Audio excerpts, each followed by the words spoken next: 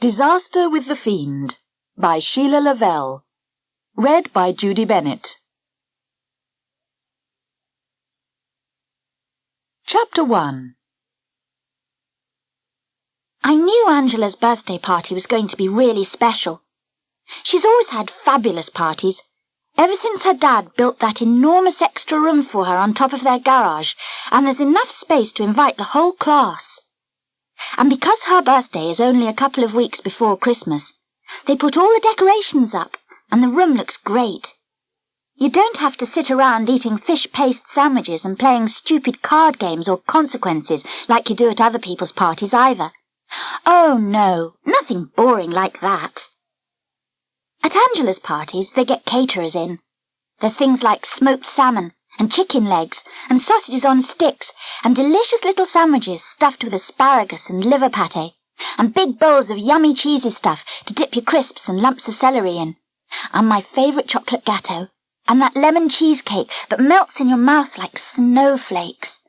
And instead of kids' party games, they bring in the cassette player and you dance to loud music that shakes the street. And Angela's mum makes big jugs of her special non-alcoholic punch, which tastes just as good as the stuff they served at my cousin Fiona's wedding, and maybe even better. So I was really looking forward to Angela's birthday. Until a few days before the party, that is, when she showed me the new dress she was planning to wear. That spoiled everything, I can tell you, because I knew I only had my awful old green tartan thing with the white collar and horrible plastic belt that I'd worn to Angela's last party, as well as every other party I'd been to for the past 12 months. Why is it that mums can afford new dresses for themselves every 5 minutes, with shoes and handbags and hairdos and everything else to match, while they moan like mad if you ask for even a new pair of school socks? Anyway, there I was, lying on my bed with my dog Daniel, giggling over a comic and wiping my eyes on the corner of the bedspread, when who should come charging up the stairs and into my bedroom without so much as a knock at the door but Angela. Her face was as pink as toilet paper with excitement, and those big blue eyes of hers were sparkling like fairy lights, the way they always do when she's especially pleased with herself. "Move over, Daniel," she said, shoving him off the bed. "Here, Charlie, just have a look at this." She dumped a big, flat, white box on the bedspread and started taking off the lid. I slid off the bed and stood beside her, and I knew from the Arabella label that it was going to be something out of the ordinary. Angela rustled among layers of tissue paper, and then drew out the most fabulous party dress I had ever seen. "How about that?" she said, gloating like the cat that got the caviar. "It cost £45.95 at Arabella's. Wait till you see me in it." She went to my dressing-table mirror and held the dress against her, and I could see she would look great in it. It was made of shiny satin, the same blue as her eyes. The sleeves were huge bat-wing shapes with gathered cuffs, and the pleated skirt was so short it was practically non-existent. "What do you think, Charlie?" she said, turning round. "Isn't it brill?" "Everybody will see your knickers when you bend down," I said sourly. For the life of me I couldn't say anything nice. Angela burst out laughing. "So what?" she said. "It's all the fashion these days. Anyway, look, knickers and tights to match, so it doesn't matter." She delved once more into the box and came up with the tights and satin knickers of the exact same shade of blue. "I've got new shoes as well, of course," she boasted, twirling about so that the dress floated around her. "Of course," I said. "Naturally." But she didn't seem to notice my bad mood. She laid the dress tenderly back among its tissues and then opened my wardrobe door. "What are you going to wear, Charlie?" she said, rummaging about among my clothes as if it was a jumble sale. "Not that frumpy old tartan thing again, I hope. It's like something out of the dustbin." I sat down on my bed and leaned casually back against the pillows. "As a matter of fact," I said airily, "I'm having a new dress too. My mum's taking me to Barlow tomorrow." I pushed Angela's box away from me with my foot as if there was a bad smell coming out of it. "I expect we'll go to Martine's," I said. "Arabella's stuff always seems just a shade tacky somehow." With a scowl that would have stopped a charging elephant, Angela grabbed her box and made for the door. "You're jealous, Charlotte Ellis," she shouted at me, sticking out her tongue. and pleased with the sound of her rhyme, off she flounced, shouting, "Jealous, jealous, Charlie Ellis!" all the way down the stairs, along the drive, and round the corner to her own house next door. I rolled over and put my head under the pillow. Sometimes she makes me so mad I could scream.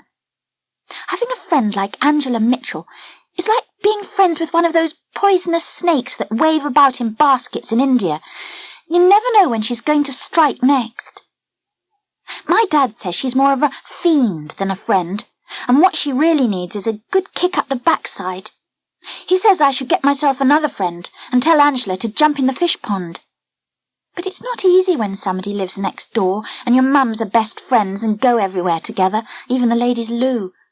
I've tried lots of times to get rid of her, but she keeps turning up, and there's not really a lot I can do except try to get my own back now and again. I was still lying there with my head under the pillow, and Daniel was trying to dig me out, when my dad came to tell me that tea was ready, and that it was fried chicken and chips and peas. He knew there was something really wrong with me when I said I didn't want any, because I've never refused fried chicken and chips and peas in my life before. "Come on, Charlie, bonny lass," said my dad, pulling the pillow off my head. "Tell your old dad about it." And before I knew what was happening, I found myself spilling out the whole story about the party and not having a new dress and being ashamed of being seen in that old tartan rag that looked like something off the compost heap. "I won't go to the rotten party," I sobbed, wiping my nose on my sleeve. "If I can't have something nice to wear, I'd rather not go at all." My dad gave me his hanky, a screwed-up greyish thing that looked as if he'd been cleaning his shoes on it. "Poor Cinderella," he said, smiling. "You get more like your mother every day. She never has anything to wear either." He stood up and pulled me to my feet. "Come and get your tea, and I promise to see what I can do. Okay?" "Okay," I said, my tears disappearing like magic, because when my dad promises something, you can bet your boots that everything will turn out right. And it did. The very next afternoon, straight after school, there I was in Martine's Young Fashions with my mum, trying on posh party dresses that I'd never even dreamed of. My mum and dad had sat up quite late the night before, talking about me and my problems, and I had been dying to creep downstairs to listen at the door like I used to do when I was 3. I didn't hear anything they said, but it didn't matter. All that mattered was that the next day my dad drew £50 out of his savings account for my new dress, and when he told me about it, I squeezed him so hard that his eyes almost fell out of his head. "That's all right, Charlie," he grinned.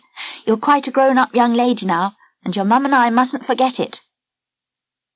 Martine's dresses were so lovely I had a hard time choosing, and I could see my mum was getting a bit fed up with hanging around. "Come on, Charlie," she said impatiently. "There must be one you like. I think the blue one looked nicest."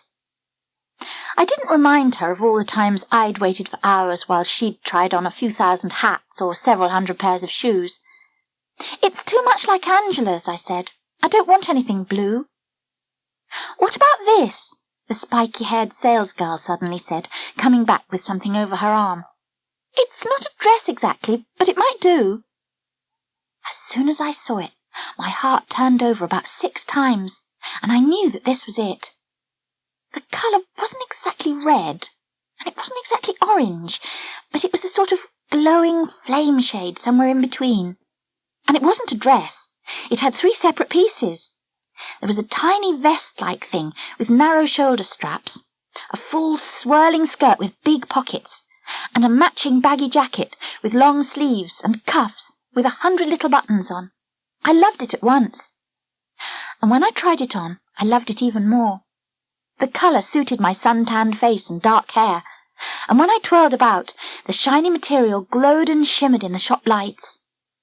"She looks wonderful in it," smirked the assistant, and I could see that my mum thought so too. Then the bomb dropped. "It's a real bargain at £63, the girl went on, and my poor heart turned over one more time and sank to the bottom of my stomach like a dead kipper.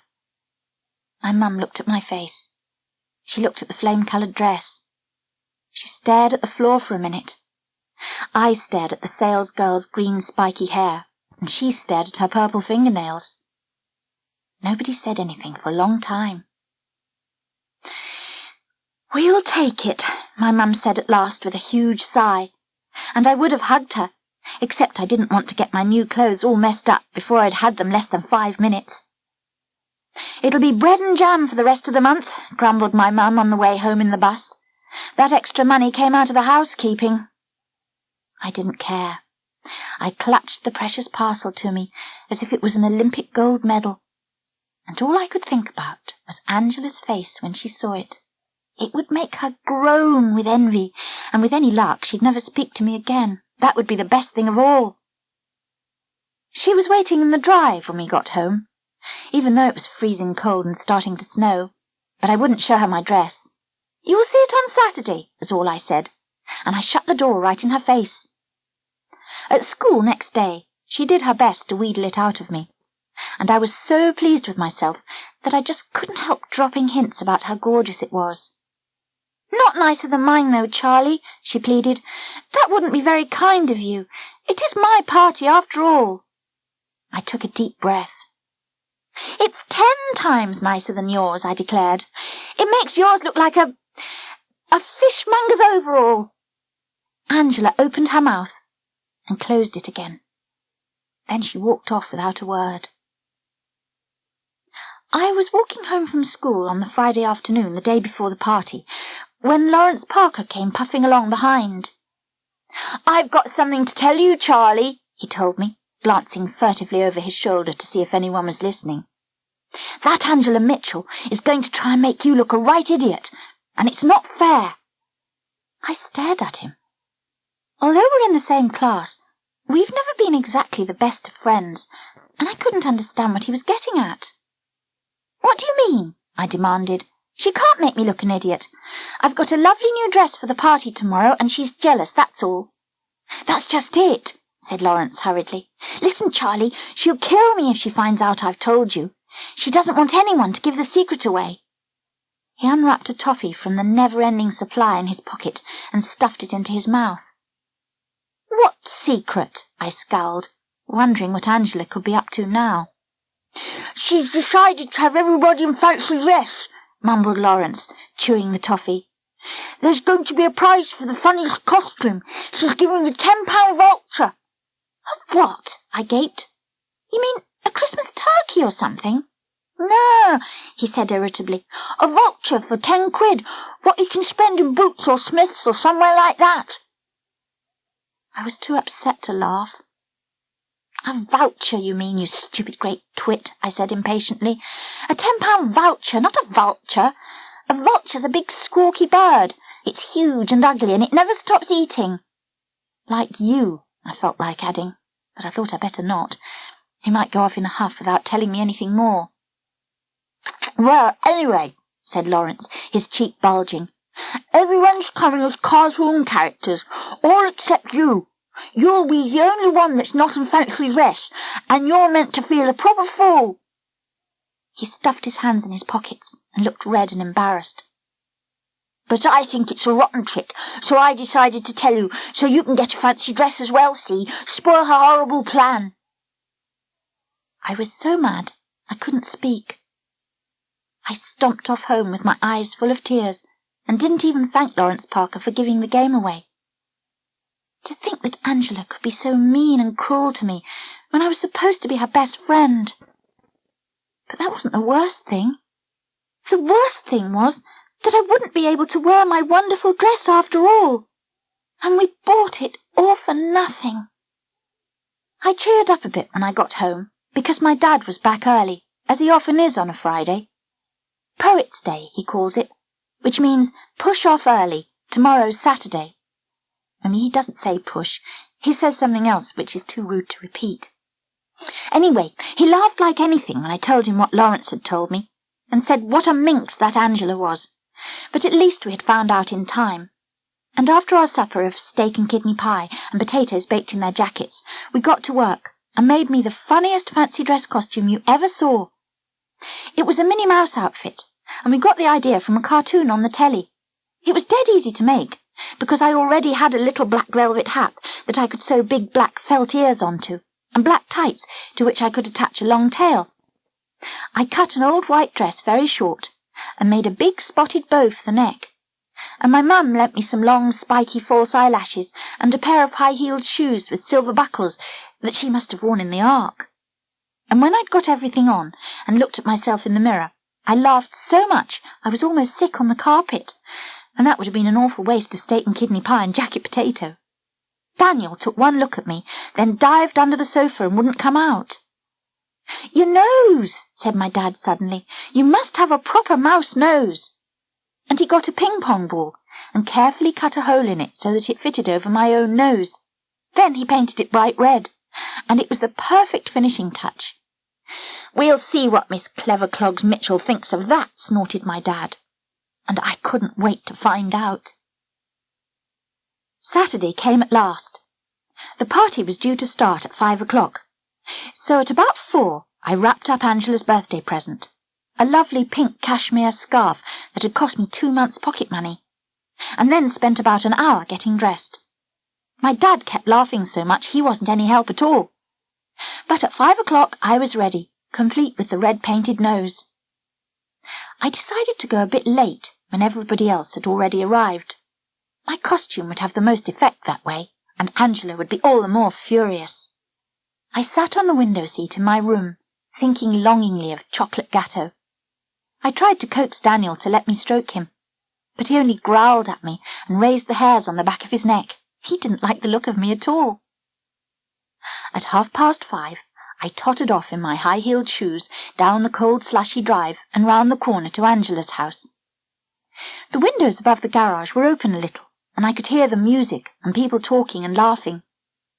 Angela's mum came to the back door when I knocked, and she gave such a shriek when she saw me, I thought she was going to faint. "Good grief, Charlie, is that really you?" she gasped. "What a fright you gave me!" She stared at me slowly from head to foot, looking more and more uncomfortable by the second. "It's a wonderful outfit, Charlie," she said, "but I think I ought to tell you—" I was too impatient to listen. I knew I was sure to win first prize, and I was dying to see Angela's face. "Tell me later, Auntie Sally," I begged. "I'm late for the party already," and I hurried past her up the stairs. I opened the door to Angela's playroom, and my heart gave this awful lurch, and then stopped beating altogether, because the first thing I saw was Angela, flaunting herself around in her blue Arabella dress. And as I looked around the room, it hit me like a ton of horse manure that all the kids were dressed in posh party clothes, with the boys in trendy designer jeans and smart iron shirts, and the girls in bright silk and satin dresses and pretty tights and patent leather shoes, and not one single person was wearing fancy dress. Just me. Stupid, gullible old me. Me with my ridiculous red nose and my daft mouse ears and my long tail trailing on the ground. And one by one, the other kids began to notice me, and to point and shriek with laughter. And what with the yelling and shouting, and the shrieking, and the music playing at full blast, the noise was deafening. Angela suddenly turned off the music, and everybody went quiet. "Oh, Charlie," she giggled. "You really fell for it this time. Lawrence must have been very convincing." She twirled herself around, showing off the satin skirt of her dress. "Anyway, your costume looks great," she said. "What do you think of mine?" I glared at her fiercely, wishing I was a witch so I could turn her into a toad. "I've only got one thing to say to you, Angela Mitchell," I burst out at last. "Like I told you before, your bum shows when you bend down." And I clattered away down the stairs, kicking holes in their posh wallpaper as I went, and telling myself exactly what she could do with her birthday parties in future, chocolate gâteau or no chocolate gâteau. Chapter 2. Angela and I were waiting at the bus stop at the end of the road one cold, windy morning in the Christmas holidays, sharing a bag of jelly babies and telling each other silly jokes. Angela was in one of her good moods for a change, because we were going to Barlow to do some shopping, and spending money is what she likes best in the whole world. "Which end of a jelly baby do you eat first, Charlie?" she asked me, fishing a red one out of the bag and licking the icing sugar off it. "I dunno," I said, stamping my feet to try to keep warm. "Its head, I suppose. I haven't really thought about it." "I eat their feet first," said Angela gleefully, nipping off the jelly baby's pink toes with her sharp white teeth. "Then they can't run away." And she gave an evil grin like a vampire about to drink a bucket of fresh blood. "Oh, Angela, don't be so horrible," I begged, putting my own jelly baby back in the bag. Somehow I didn't feel like eating any more, and I expect that's why she said it, because she scoffed the whole lot herself in the bus on the way to Barlow. We were going shopping for a wedding present for Angela's cousin, Felicity Frensham Pond, who was getting married in 2 weeks' time. Both our families had been invited to the wedding and to the reception at a big posh hotel in Beaconsmead. Our mums had already bought their presents, boring things like toasters and electric kettles, but Angela thought it would be nice if we girls gave something of our own.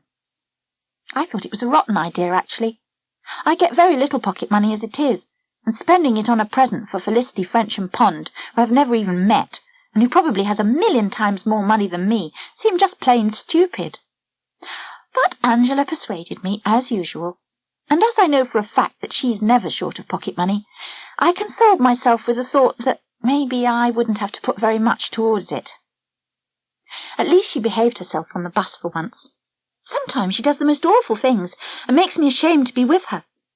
Like the time the bus was full of old ladies going to the post office to get their pensions, and she started pretending we were French girls over here on holiday. "This bus is going to Windsor, no?" she said, leaning over and patting a grey-haired old lady on the arm. "Pardon?" said the lady, looking at the person sitting next to her for help. "What did the child say? Windsor?" The other lady must have once been a schoolteacher, because she immediately took over in a very bossy manner. "She means Windsor, Nellie.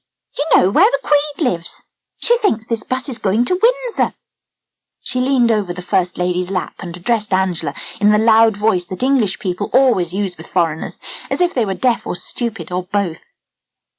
"You'd better get off at the next stop, dear," she shouted. "This bus is going to Barlow, I'm afraid. You'll have to get the number 23. Angela nodded and smiled. "This bus go to Barlow, yes? And then after, it go to Windsor, no?" "No," said both old ladies together, and began to explain all over again. Angela kept nodding and smiling and pretending she didn't understand, until finally the bossy lady leaned forward and tapped the driver on the shoulder. "Excuse me, driver," she said. "These young French girls think they are on the bus to Windsor. Perhaps you'd kindly stop and let them off." The driver looked in his mirror and grinned when he saw that it was me and Angela. "French girls, my eye," he said with a snort. "Those two live in Edgebourne. They've been on this bus dozens of times. Having you on, lady." And of course by now everybody in the bus was listening to what was going on, and Angela couldn't help falling about giggling while they all tutted and muttered and asked each other what the world was coming to these days. Today, however, the bus was almost empty, and Angela was as good as gold. We got off in Barlow and wandered down the high street. We looked in the shop windows, still decorated in their tatty Christmas tinsel, and tried to think of brilliant ideas.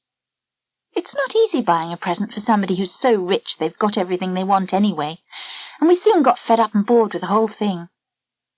Then we turned the corner at the bottom of the street and found the very shop. It must have been newly opened, because we hadn't seen it before, and when we went inside, there was every kind of present you could think of. Copper kettles and plant hangers and brass elephants and carved ivory statues and fringed shawls and woven baskets and cuckoo clocks and painted plates and old books and paintings and all kinds of stuff. It all looked sort of different, some antique stuff and some a bit foreign, and nothing like the sort of boring things that other shops in Barlow seemed to sell. We gazed around, and I could see that Angela was just as enchanted as me. "Now, young ladies, can I help you?" said a voice suddenly, and a small man with bushy black hair and very squeaky shoes came through a bead curtain at the back of the shop. and he turned out to be extremely helpful, even if he did have thick curly bristles sticking out of his nostrils as if some small furry animal lived up his nose. After we'd finished staring at his nose, we explained about the wedding present, and in no time at all he suggested the ideal thing. "I have a special ornamental plate," he said, rubbing his hairy hands together in the cold. "It has the bride and groom in wedding costume painted on it by hand. Would you like to see it?" "Yes, please," said Angela, beaming. But I wasn't so sure. How much is it?" I asked, feeling for the 50-pence piece, which was all I had in my pocket. "Oh, very cheap," he replied. "Only £5.50. And he went squeaking away through the bead curtain at the back. I looked round for Angela to ask her if she had enough money, and found her fingering a pretty gold chain with a green emerald pendant. "Coo, I'd rather like this for myself," she said to me, funny glint in her eyes. "But it's marked £75. Do you reckon I could sneak it into my pocket before he comes back?" I was so horrified I nearly screamed out loud. "Put it down this minute, Angela Mitchell," I gasped. And luckily the man came squeaking back just then, and she slid the necklace back into the cabinet. In the end, we bought the painted wedding plate with Angela's £5 and my 50-pence, and the kind man wrapped the present in gift paper for us and tied it with ribbon. "There," he said, "I hope the young couple will be very happy." Off we went back to the bus stop, well pleased with our morning's work, although I had to wait a few minutes for Angela, who decided to stop just inside the shop doorway to tie her shoelace. I chatted away cheerfully in the bus on the way home to Edgebourne, but Angela didn't say one single word.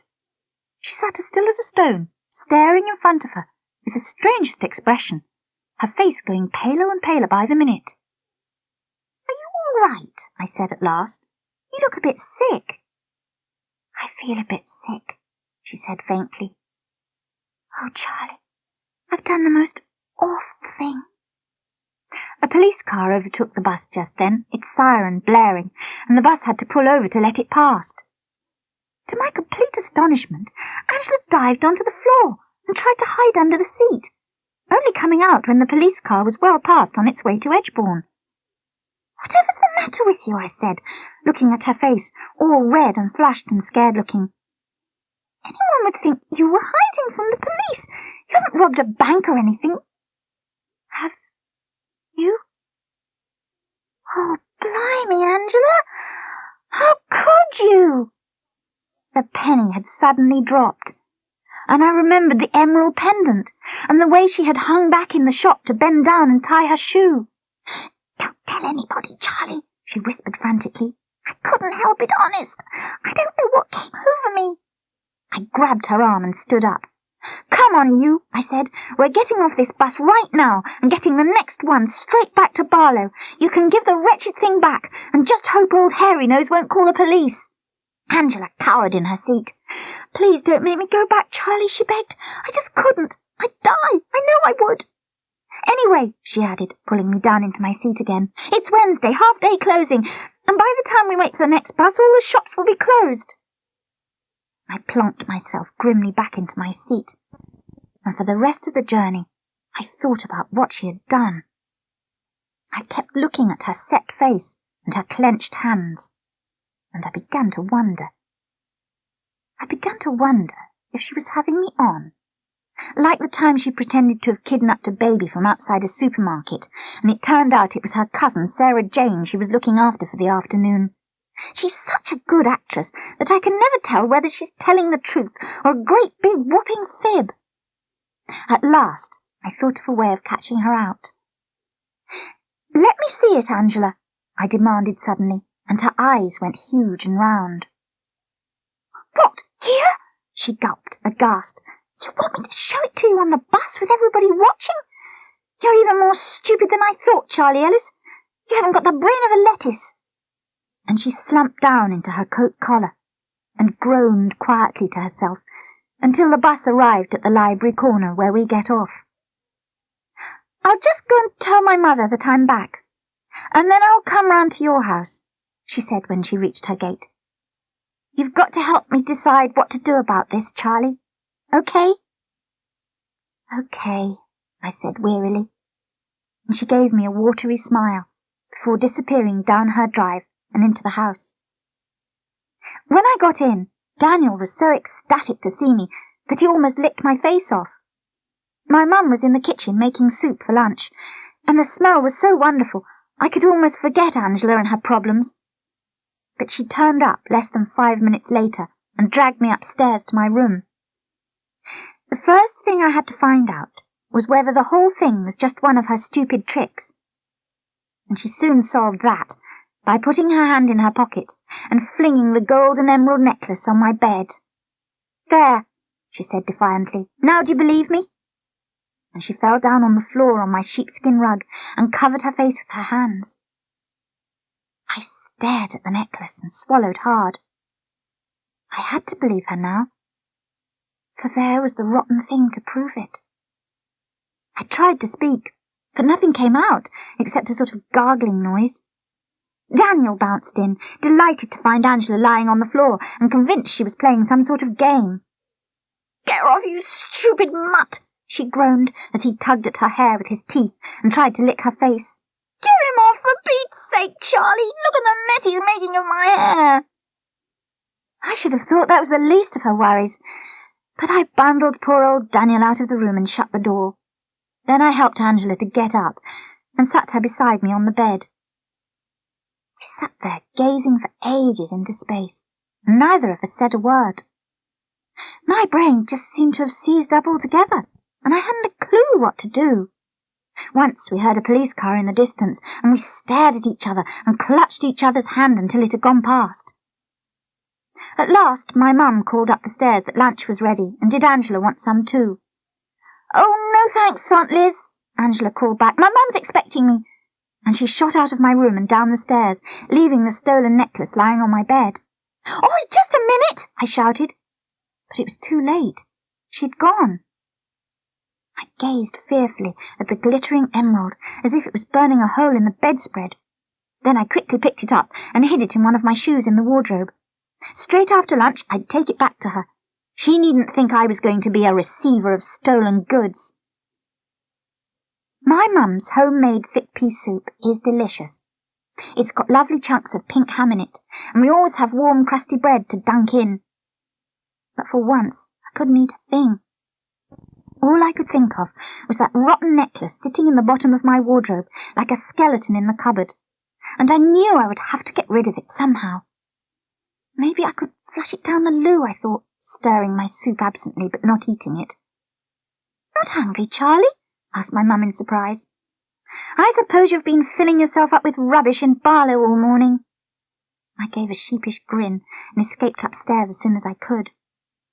An idea was beginning to form in the back of my mind. If I wrapped up the necklace and put it in an envelope, I could post it back to the shop. Then the man would have no idea who had stolen it, and he would probably be so pleased to get it back that he wouldn't bother mentioning it to the police at all. It was such a simple solution that I wondered why I hadn't thought of it before. Feeling almost faint with relief, I wrote a little note on the small portable typewriter my Uncle Barry had given me for Christmas, in the hope that it would turn me into a famous writer one day. "So sorry. Slipped this into my pocket by mistake while in your shop. I'm returning it herewith, with apologies for any inconvenience." I had to look up apologies and inconvenience in the posh new dictionary my Uncle Barry had given me for Christmas, also in the hope that it would turn me into a famous writer one day. I wrapped the necklace in a bit of tissue paper, folded the letter round it, and popped the whole lot into an envelope. Luckily, I had noticed the name of the shop, which was Bygones, so I addressed the envelope, the proprietor, Bygones, Station Road, Barlow.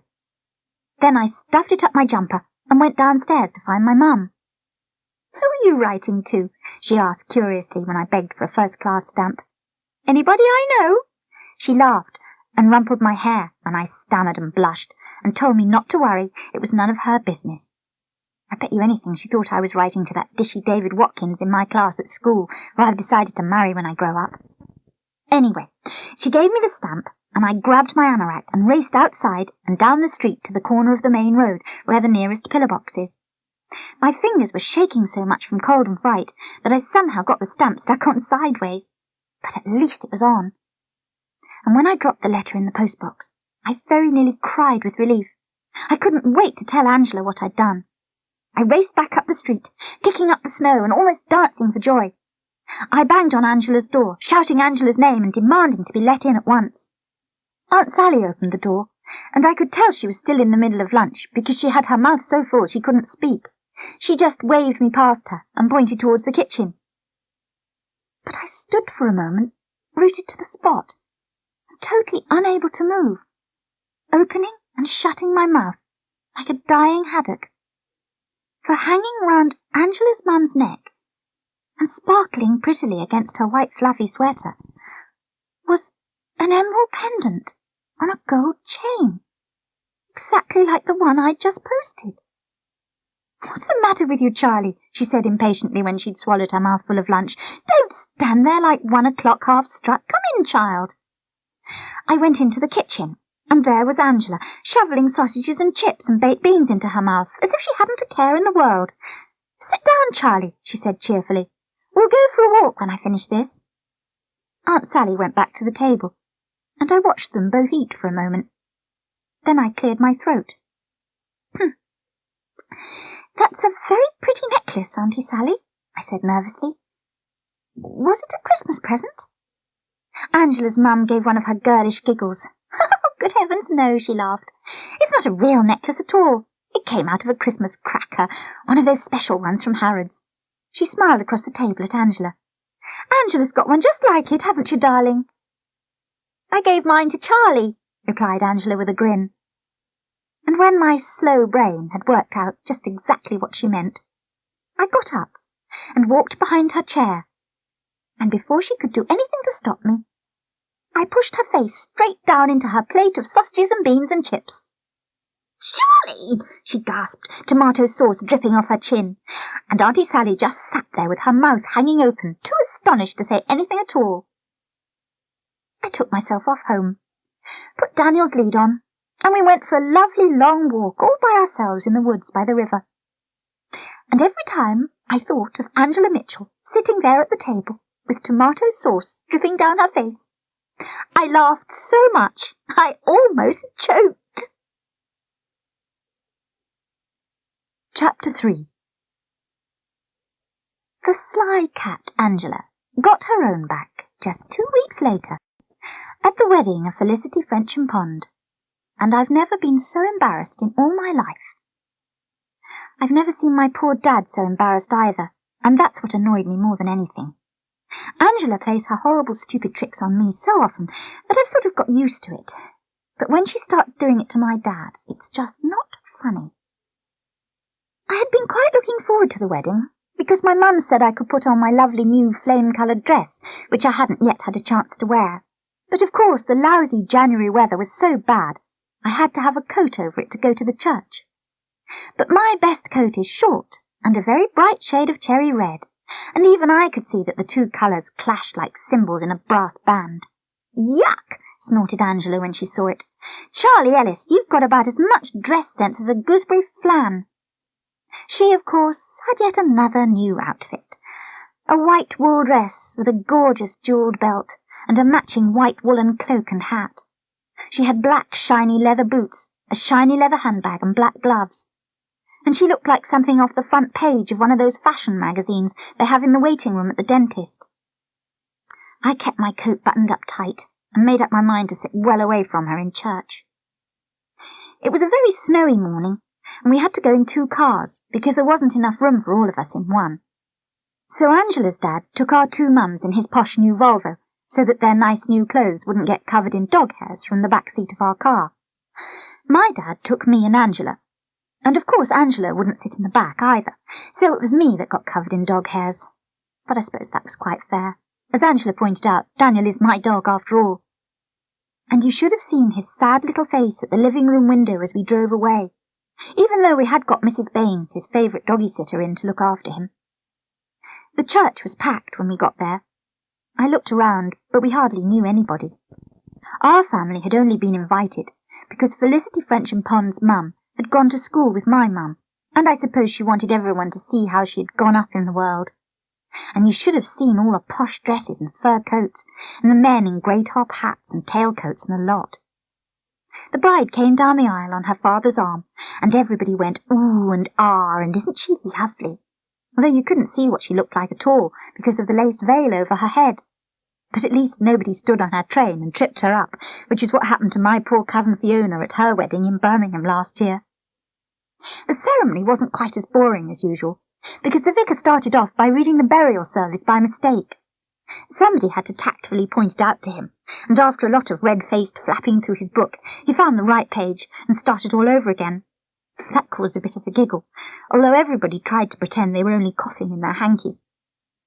At last it was over, and the organ music thundered out as we all piled outside for the photographs to be taken. But snow was coming down, as if it was the North Pole, and it was blowing such a blizzard that the photographer couldn't take any pictures at all. "We'll just have to take them at the reception," he said, snowflakes sticking to his eyelashes and to his camera lens, and he hurried away to his car. My mum and Aunt Sally scooted off with Uncle Jim in the Volvo, but before they left, Uncle Jim wound the window down to speak to my dad. "It's the Beaconsmead Hotel, Ted," he called out. "Make sure you—" But the rest of what he said got blown away in the wind, and we scurried away to the car before we did too. It took us ages to get there. The snow was falling so thick and fast it clogged the windscreen wipers, and my dad could hardly see where he was going. "To think I'm missing the football match on the telly for this," he grumbled crossly. "Newcastle United are playing at Wembley." Angela giggled.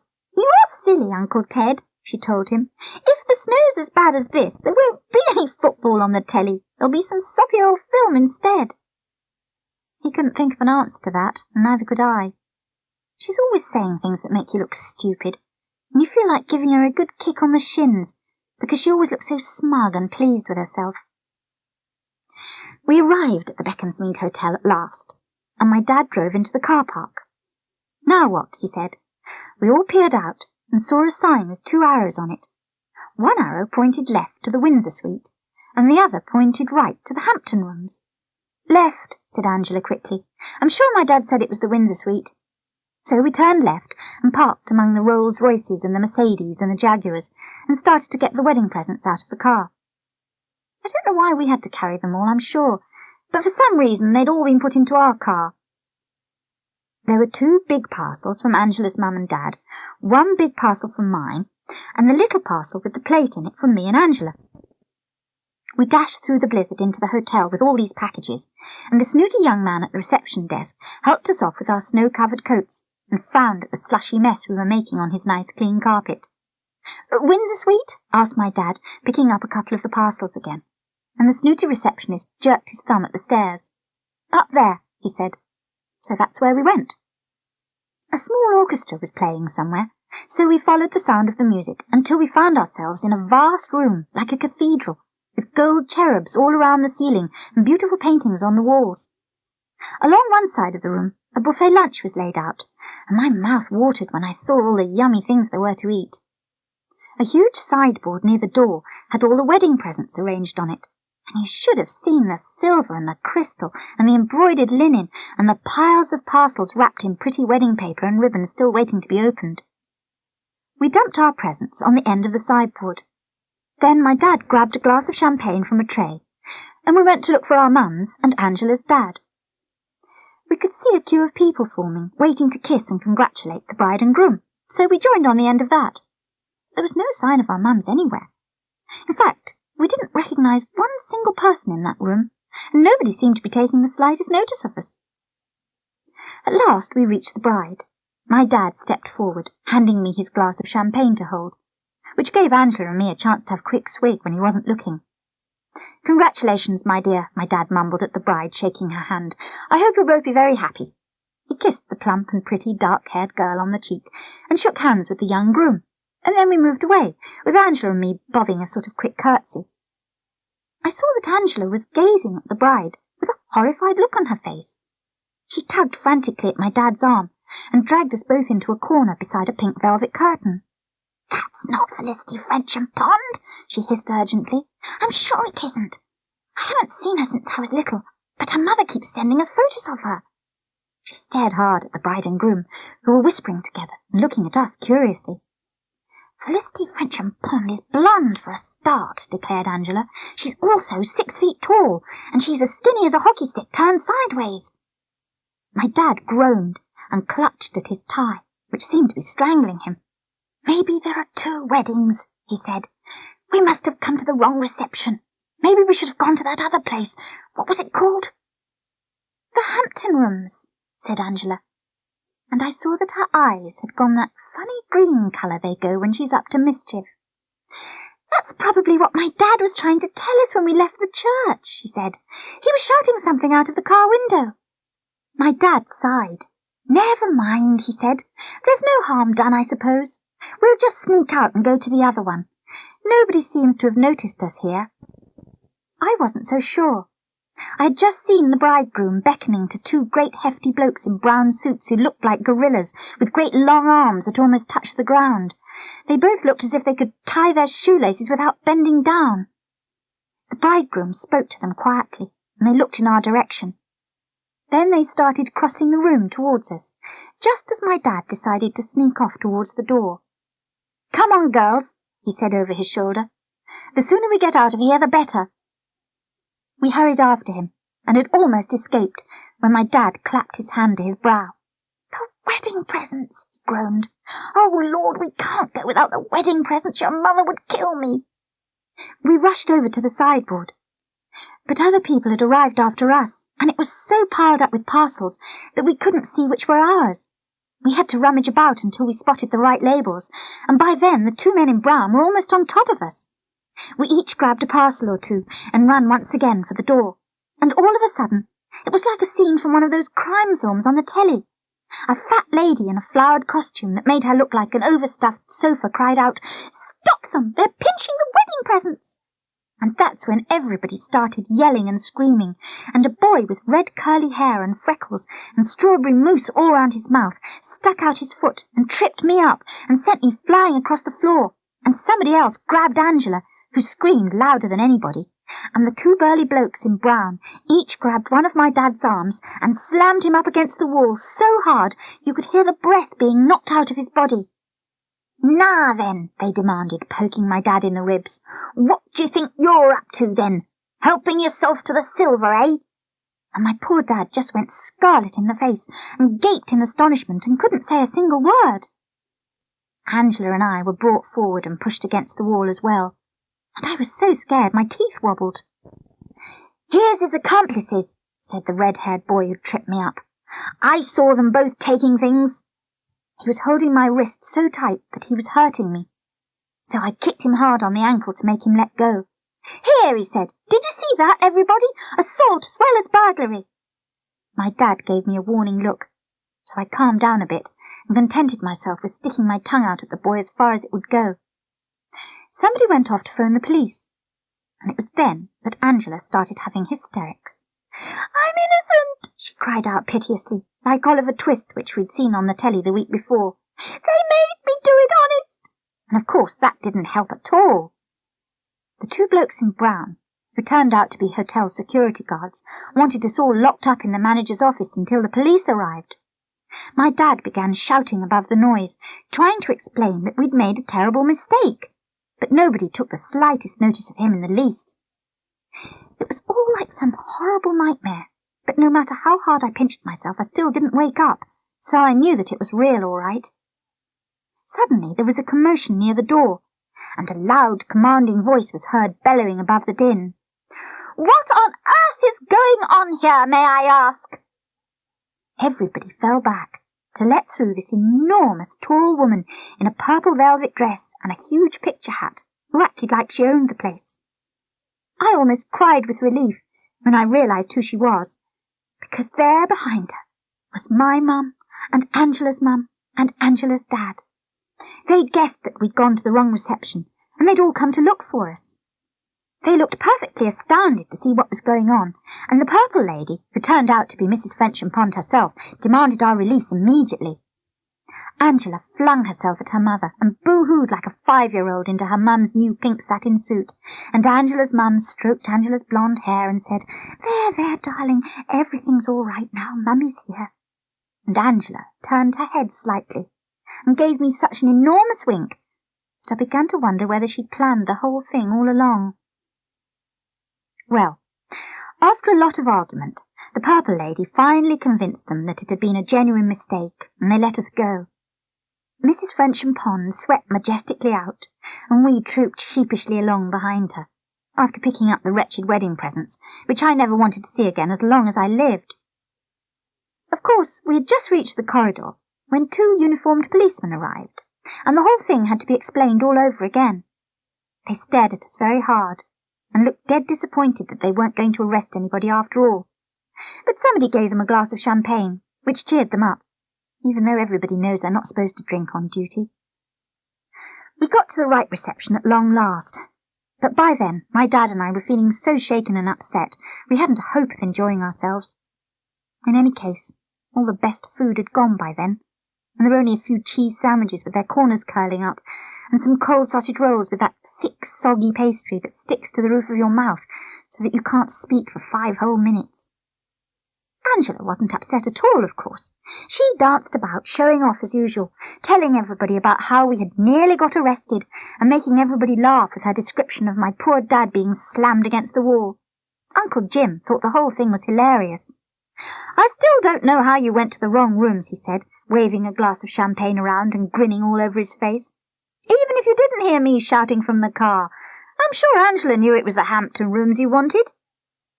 He turned to Angela, who was flirting with a handsome boy with a carnation in his buttonhole. "I told you, darling, didn't I?" he said, "before we left." Everybody looked at Angela, and I thought my dad was going to burst. But he only swallowed a large mouthful of champagne and banged the glass down so hard that everything on the table rattled. Angela looked at her dad and gave him one of her dazzling smiles that would melt the heart of a snowman. "Did you, Dad?" she said sweetly. "Oh dear, I'm sorry, I don't think I heard you." And off she floated to go and dance with her new boyfriend. I didn't dance once at that wedding, even though lots of dishy boys came and asked me, and I knew I looked great in my flame-coloured dress. All I did was sit in the corner and scowl, and rack my brains for revenge. Chapter 4. Although my dad calls her a fiend, Angela isn't horrible all the time.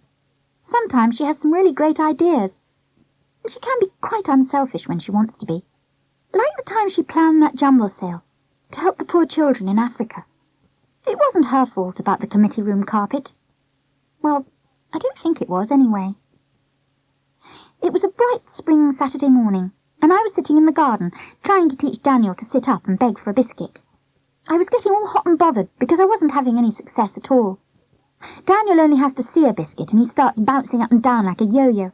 Angela says we should feed him properly and then he wouldn't have to eat like a starving Hoover. But my dad says if we fed him any more he'd burst. Daniel didn't seem to be getting the idea about begging, so I thought it would be a help if I showed him exactly what I meant. I balanced a biscuit on my nose and sat and begged like the poodle I'd seen on That's My Dog on the telly. Daniel stared at me for a moment with his head on one side. Then he launched himself straight at my face like a missile, knocking me flat on my back and racing off round the lawn with a biscuit in his teeth. Of course, Angela came round the corner of the house just at that very moment and saw the whole thing, and it took her almost 5 minutes to stop laughing and tell me what she'd come round for. I went indoors and got 2 glasses of lemonade while she recovered, and when I came back she was sitting on the rug trying to balance a biscuit on Daniel's nose. "He's the thickest dog I've ever met," she said in disgust. "Do you know what? If they had a competition for the most stupid dog in the whole world, he'd be sure to win first prize." Daniel licked her face and wagged his tail in delight at the compliment. As we drank our lemonade in the sunshine, she started telling me about this wonderful idea she'd had in the middle of the night, and how she'd been so thrilled about it she hadn't had a wink of sleep. "You know that appeal there was on the telly last night," she said, picking daisies off the lawn and starting to make a chain of them, "asking school kids to raise money from fairs and sponsored swims and stuff, and sending it all to the famine countries?" "Yes, I saw it," I said, starting a daisy chain of my own. "What about it?" Angela looked me straight in the eyes, the way she does when she wants to convince me about something. "Well, we could do it," she said. I blinked a bit and stared at her. I said. Us? Why us? The whole school is already having a big appeal and a fair and everything. What can you and I do? We could do something on our own, she said, her blue eyes sparkling excitedly. Just the two of us. We could organise it ourselves and do everything ourselves, and it would be all our own work. Then her voice went all noble and full of self-sacrifice, as if she was giving her last scrap of bread to a hungry beggar. It would prove that ordinary kids like you and me really care about our starving brothers and sisters, she said solemnly. I found it very hard not to laugh, but she looked so serious I didn't dare. Her face was getting pinker and pinker the more excited she got. We'd raise pots of money, Charlie, honest, she said, and we might get our photos in the local papers. Her eyes suddenly went round as saucers. We might even get on the telly, like that Bob what's-his-name. He happened to raise several £1,000,000, I said sarcastically. How do you expect to match that? Angela finished making her daisy necklace and hung it round Daniel's neck. He gave one of his dopey grins and went galloping round and round the lawn like a circus pony. Then he lay down and started shredding the daisy train into tiny bits with his teeth. That's gratitude for you, grumbled Angela, watching him. Anyway, Charlie, we don't have to raise millions. It's not the amount that counts. It's just to show that we care enough to do it, don't you see? And in the end, she got her own way, as usual. I agreed to help, not just to please her, but because I thought it was a great idea anyway, and I was astonished that she'd thought of it. So for the rest of the morning, we sat there with a notebook and pencil and made some plans. We decided a jumble sale was the answer, because people would always rather give rubbish away than money, and sponsored walks and swims and things are getting a bit overdone in our area. Once we'd decided that, the rest of it was easy. All we needed was some slips of paper asking for jumble and telling people about the appeal. We can keep all the stuff in our 2 garages until the day, said Angela, and we'll have to get our dads to help. If there's a lot of big stuff, we may even have to hire a van to take it to the hall. She really was getting carried away by the whole thing. Hall? I said. What hall? How are we going to have this jumble sale, Angela Mitchell? The community centre's far too big, and anyway it costs a fortune to hire. Oh, crumbs, she said. I never thought of that. And she lay down on the grass and stared at the sky for such a long time I thought she'd fallen asleep. I've got it, she said at last, sitting bolt upright and giving me a grin. What about the committee room at the community centre? There's a huge table in there to put the stuff on, and there's that little kitchen place where we can sell cups of tea and buns and things. It's perfect, Charlie, just the right size and everything. And who's going to let us use the committee room? I asked gloomily, my heart suddenly sinking like my Granny Ellis's fruitcake because I knew what was coming next. It's only meant to be used for local council meetings and things like that. Angela jumped up and dragged me to my feet. Exactly, she crowed. And who do we know on the local council? Your dad's brother, your Uncle David, who's so soppy about you he could never refuse you a thing. It was no use arguing with her. Off she danced to go and get the leaflets printed on her dad's word processor, leaving me sunk in gloom. We'll have another meeting tomorrow, Charlie, she said importantly as she left. We can report to each other on our progress. My dad came home from his tennis match with Uncle Jim, and he'd brought fish and chips back, like he usually does on a Saturday lunchtime, to give my mum a break from cooking. What's the matter, bonny lass? He asked me as I picked slowly at my slice of cod. Is this the face that launched 1,000 chips? Angela's been here all morning, said my mum, buttering a slice of bread. She hasn't been upsetting you, has she, Charlie? So in the end, I told them both the whole story, and they listened without saying a word until I'd finished. Blimey, said my dad at last. Angela thought of that all by herself. That kid's certainly full of surprises. He got up from the table and went to the phone, and after a minute or two I could hear him arguing. What harm would it do, David, he was saying. I think it's a most commendable idea myself, especially when you think what sort of a kid this Angela is, and I know Charlie would be really grateful. He turned and winked at me, and suddenly gave a thumbs-up signal. Carpet? He said into the phone. What carpet? Oh, that carpet. Yes, of course. OK, I'll tell her. Right, many thanks, David. Bye. He put the phone down and came back to the table all smiles, and I suddenly got back my appetite and started tucking into my fish and chips, all smothered in yummy tomato ketchup. No problem, Charlie, grinned my dad. Uncle David wants to know the date of the sale as soon as possible, of course, so he can keep the room free. and he wants you to roll up the new carpet and stick it away somewhere. It's 10 metres by 5 and cost almost £300, and he doesn't want dirty feet tramping in and out on it all day. All right?" "All right, Dad," I mumbled gratefully, my mouth full of chips. "I'll make sure the carpet gets put somewhere safe." "You'd better, kid," said my dad. "He's holding me responsible for it, so I don't want anything happening to the blooming thing." Angela was delighted with the news when she came round the next morning. "I knew you'd persuade him, Charlie," she said, and she was so pleased with me she took both my hands and danced me all round the apple tree, which made Daniel bark his head off in astonishment. I somehow didn't have the heart to tell her it was my dad who had done it all. I just explained about the new committee room carpet, and then we set off to deliver the leaflets. "What are we going all this way for?" I complained as she led me down to the riverside and into the posh Abbotsmead estate. "Why can't we just put the leaflets in the houses round our way?" Angela gave me a disgusted look. "People round our way will only give us cheap rubbish," she said. "The people who live round here are well off, and all their rubbish will be posh rubbish. Just you wait and see." And, as usual, she was quite right.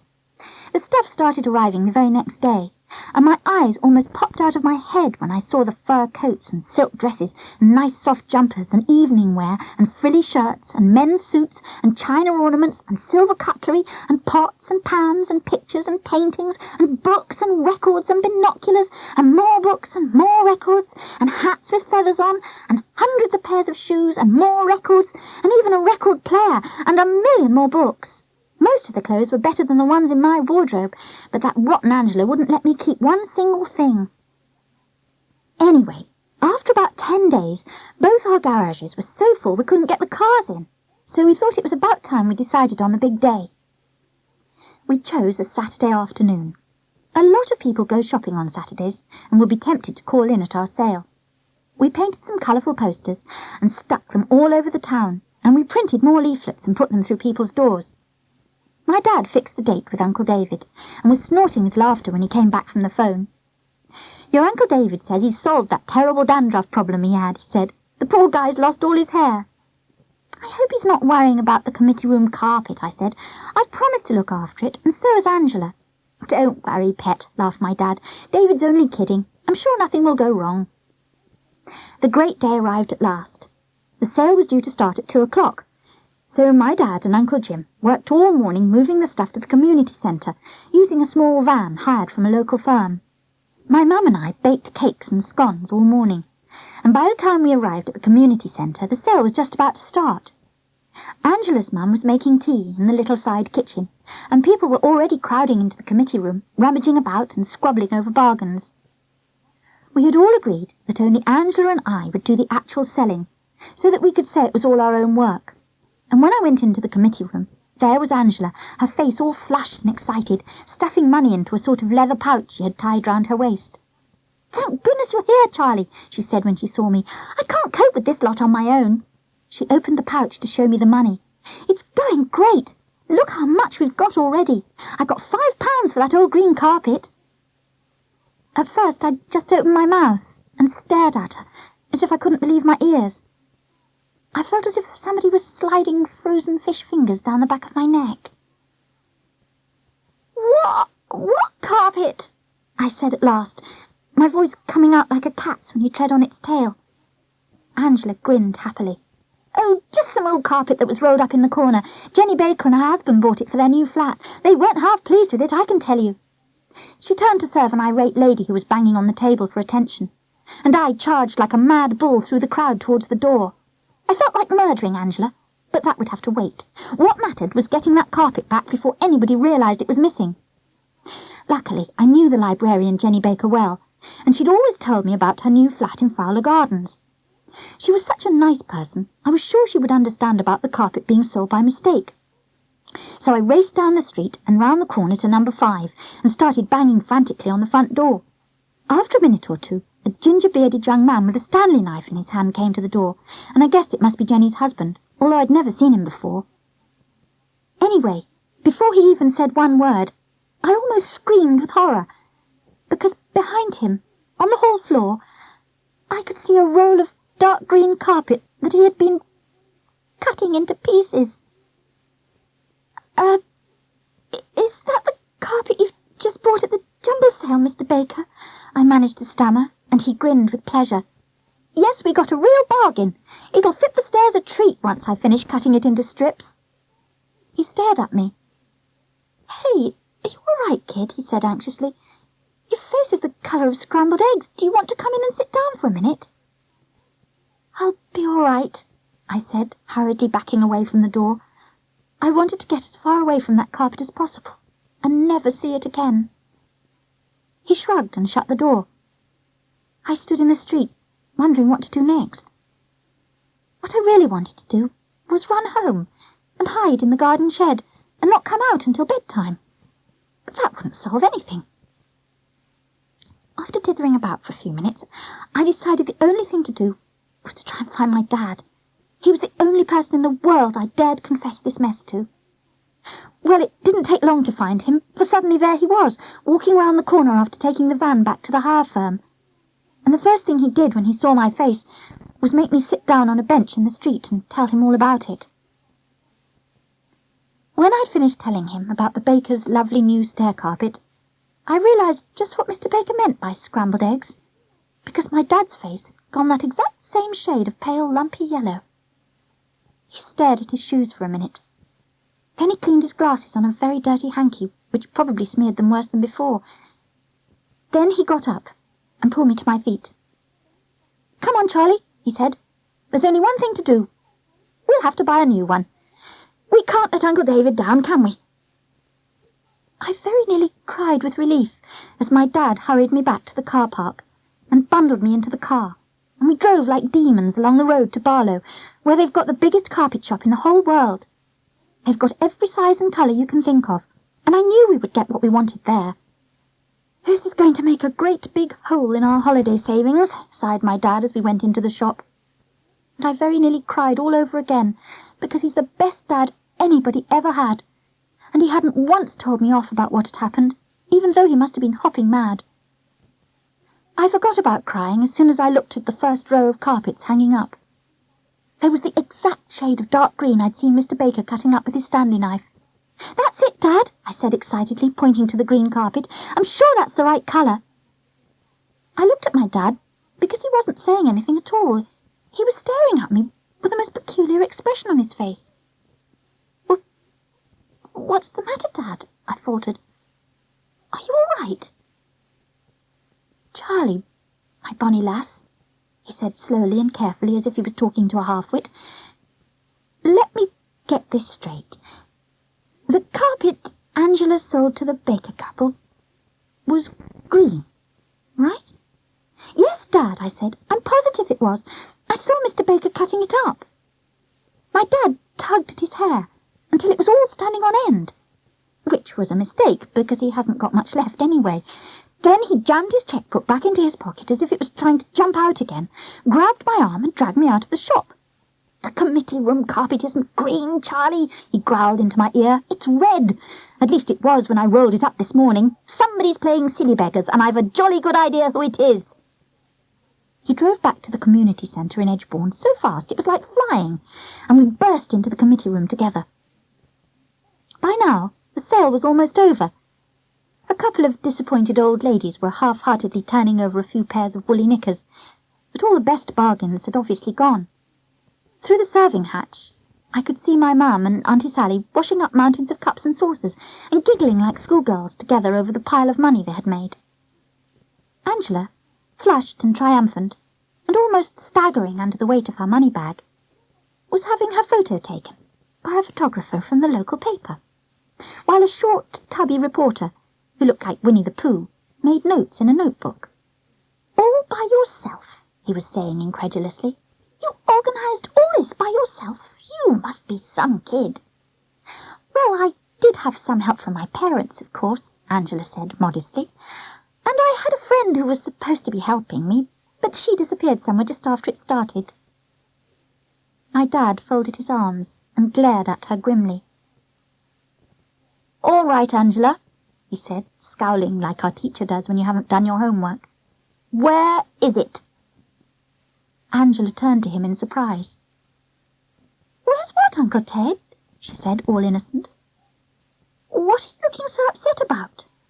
"The committee room carpet!"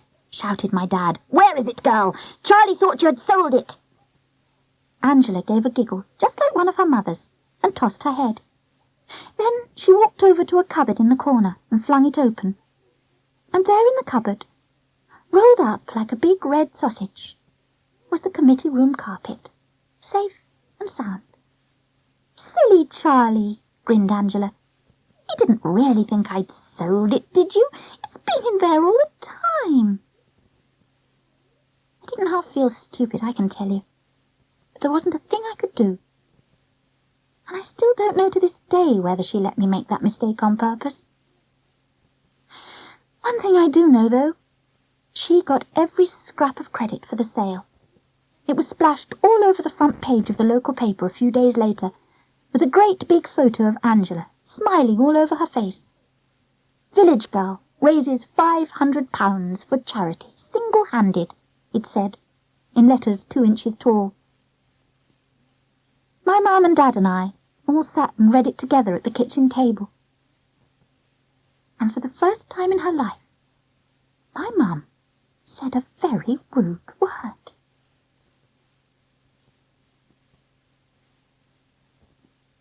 Chapter 5.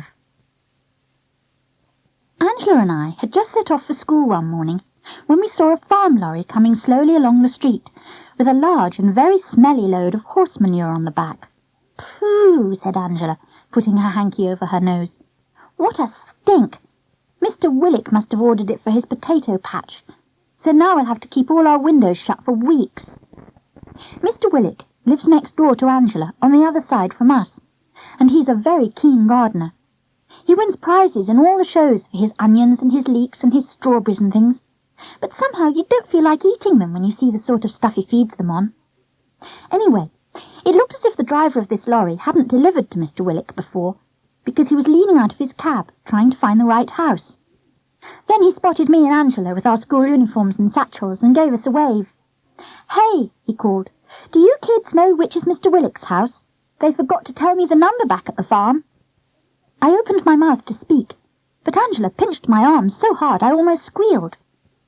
"You're at the wrong end of the street," she told the man, grinning one of her cheeky grins that make all her dimples show. "Mr. Willick lives down there at number 17, the house with the shiny red gates." "Thanks a lot," smiled the driver. He pulled away from the curb and drove down the street towards number 17. I stared at Angela stupidly for a moment. How could she make such a mistake? Miss Menzies lives at number 17, and she certainly wouldn't want a load of dirty stuff like horse manure. She's the cleanest lady I've ever seen, as well as being the fattest, and she spends all her time when she's not eating, cleaning her windows, polishing her garden gnomes, and sweeping every speck of dust from her drive. She's got the neatest and tidiest front garden in the street, and the most boring. It was only when I saw Angela's gleeful face as the lorry backed through the red gates and tipped all that slimy stuff into Miss Menzies' drive that I realised that she hadn't made a mistake at all. We hurried past, keeping our heads well down, just as Miss Menzies appeared at the door in her dressing-gown and curlers, her fat face red and astonished, and all her 12 chins wobbling in fury. "Angela," I scolded as we turned the corner safely out of sight, "that was a rotten thing to do, especially to somebody like Miss Menzies, who likes everything so clean and nice." Angela, totally unrepentant, did a crazy sort of dance along the street. "It serves her right," she said. "The woman's potty. She told me off the other day for putting my sticky fingers on her stupid shiny gates." She grinned at my disapproving face. "Miss Menzies really does go too far, Charlie," she said. "I bet she even wears her apron in bed in case she gets her nightie dirty." Snorting with laughter at this ludicrous picture, Angela ran off towards the school, with me following along behind, trying not to giggle. Angela always likes to get her own back on anybody who upsets her, even if it's only for the slightest reason. She once tied her dad's shoelaces together while he was snoozing in a deck chair in the garden, just because he wouldn't buy her an ice cream. Then she shouted in his ear that his boss wanted him on the telephone, and poor Uncle Jim leapt up and fell flat on his face into the fish pond. She didn't get into trouble, though. Uncle Jim laughed about it for days afterwards, telling all his friends, and shaking his head and saying things like, "What a kid," and "What a little rascal," as if she was only 5 years old. So that's why I wasn't a bit surprised at school that day when Angela took me to one side at break time and told me her plan to mess up Miss Sopwith's dancing display. I knew Miss Sopwith had annoyed her, and I knew that Angela wouldn't rest until she got her own back. It was during the morning nature lesson that it had happened. Old Soppy thought it would be a good idea if we each stood up one at a time and told the rest of the class about something we had noticed at the weekend. Something that showed us spring was here, she said. It was just the sort of soppy idea old Soppy is always coming up with. And after all the usual moans and groans had quietened down, she started with me. I was lucky, because we've got a pond in our garden that gets full of frogs at this time of year. So I told the class about the frog spawn, and about how it was just beginning to hatch into tadpoles, and they all yawned and groaned some more, because they'd all heard about it 100 times already. "Thank you, Charlotte," said Miss Sopwith when I sat down. "That was most interesting. Now, what about you, Angela? What signs of spring did you see this weekend?" Angela is about as interested in nature as fish are interested in motorbikes. So she immediately went red and ummed and erred like an actor who's forgotten his lines. She looked desperately at me for help. And I suddenly remembered our walk along the river bank on Sunday afternoon. I quickly mouthed the words "Swan's Nest" and "Cygnets" at her behind my hand. Angela beamed as she got the message. She cleared her throat importantly and looked around at the expectant faces of the class. "On Sunday," she said loudly, "Charlie and I went for a walk along the Thames. We saw a swan's nest, and it had 4 baby signals in it." She sat down abruptly as Lawrence Parker started to hoot and jeer, and pretty soon the whole class was giggling like mad, especially that silly idiot Jenny Blake. Angela sat stony-faced, while even Miss Sopwith joined in the laughter. "Were they railway signals, Angela?" she chuckled. And I thought, I wouldn't like to be you, Miss Sopwith, because I knew by Angela's expression that she was already planning her revenge. It was during break that Angela told me what she was plotting to do. Old Soppy is very keen on country dancing, and several weeks earlier she had chosen a team of 8 of us to demonstrate what we had learnt to the rest of the school. Angela and I were both in the team, and the dance we had to demonstrate was a complicated thing called the Cumberland Square 8, which can end up in a terrible mess if everybody doesn't keep their wits about them. We'd been rehearsing the wretched thing for weeks until we were sick to death of it, but now we could all do it perfectly, and the demonstration was planned for Friday afternoon in the school hall. Angela could hardly tell me for laughing, but when I finally understood what she wanted us to do, I was horrified. "No," I said firmly, "not blooming likely. We'll all get into trouble and be the laughing-stock of the whole school. You can mess the thing up yourself if you want to, but leave me out of it if you don't mind." I tried to walk away from her, but she caught hold of my arm. "Don't spoil everything, Charlie," she said. "I'm going to ask all the others in the team as well. Then we'll all be in it together and nobody will get the blame." She put on her pleading look, like Daniel does when you're stuffing your very last bit of sausage in your mouth. "Oh, come on, Charlie," she coaxed. "Be a sport. We'll do it when we get to that 8th reel bit. Everybody will set off in the wrong direction, and it'll be an absolute shambles in no time. Just think of old Sobby's face." I still didn't like it much, but if all 8 of us were going to be involved, it wouldn't be so bad, I supposed. One person couldn't get the blame if the whole dance went wrong. So I reluctantly agreed, offering to go with her to tell all the other members of the team about it. "You're great, Charlie," she said, her eyes sparkling in delight. "I was sure you'd be an old fuddly-duddly and say no. You can be a real sport sometimes, you know." And I couldn't help grinning at her and feeling dead pleased at her praise, even though she wouldn't let me go with her to tell the others. "It would look too suspicious," she explained. "Old Soppy is on playground duty and might notice something. No, Charlie, I'll just slip round on my own and let everybody know." She gave my hand a quick squeeze and ran off. I sat on the wall in the sun and watched her as she went round all the members of the team one at a time and whispered in their ears. I saw them all giggle and nod excitedly, and each one of them looked over at me where I was sitting on the wall. I winked and grinned and waved to show I was in on it too, which seemed to make them giggle all the harder, for some reason that I couldn't fathom. The last person Angela spoke to was Jenny Blake, and I thought that was a bit strange because Jenny wasn't even on the demonstration team. But she and Angela had sort of ganged up together since we moved up to Miss Sopwith's class, and I supposed Angela just wanted to tell her what was going on. Anyway, Angela came back after a while and said everybody had agreed, and they were all coming round to her house after school for a rehearsal. So at 4 o'clock, we all set off for Angela's and took our positions for the Cumberland Square 8 on Angela's back lawn. And even I had to laugh when we all deliberately got tangled up in the middle of the 8some reel. Some went off in one direction, some went off in another. David Watkins just hopped up and down on the spot in the middle, and Angela and I got so wound around each other that we actually fell over in a heap on the lawn. In the end, we were all shrieking and shouting and giggling so much that Auntie Sally came out to see what was going on. "We're rehearsing our dance, Mum," spluttered Angela, struggling to her feet and falling over again. "We're giving a demonstration to the rest of the school on Friday." Auntie Sally gave a snort of disgust. "I'm sure they'll be most impressed," she said, and she went back into the kitchen. Well, of course, that made us laugh even more, and I was still laughing about it when I went home. All the time I was eating my lamb chop and mashed potatoes and peas, I kept exploding into little giggles, and I could see my mum and Dad raising their eyebrows at one another and shaking their heads. "Are you all right, Charlie?" my Dad said at last. I didn't know lamb chops were as funny as all that. "It's okay, Dad," I said. "It's just a little joke we're planning for Friday afternoon." My giggles turned to hiccups, and I had to go and get a drink of water to settle them down.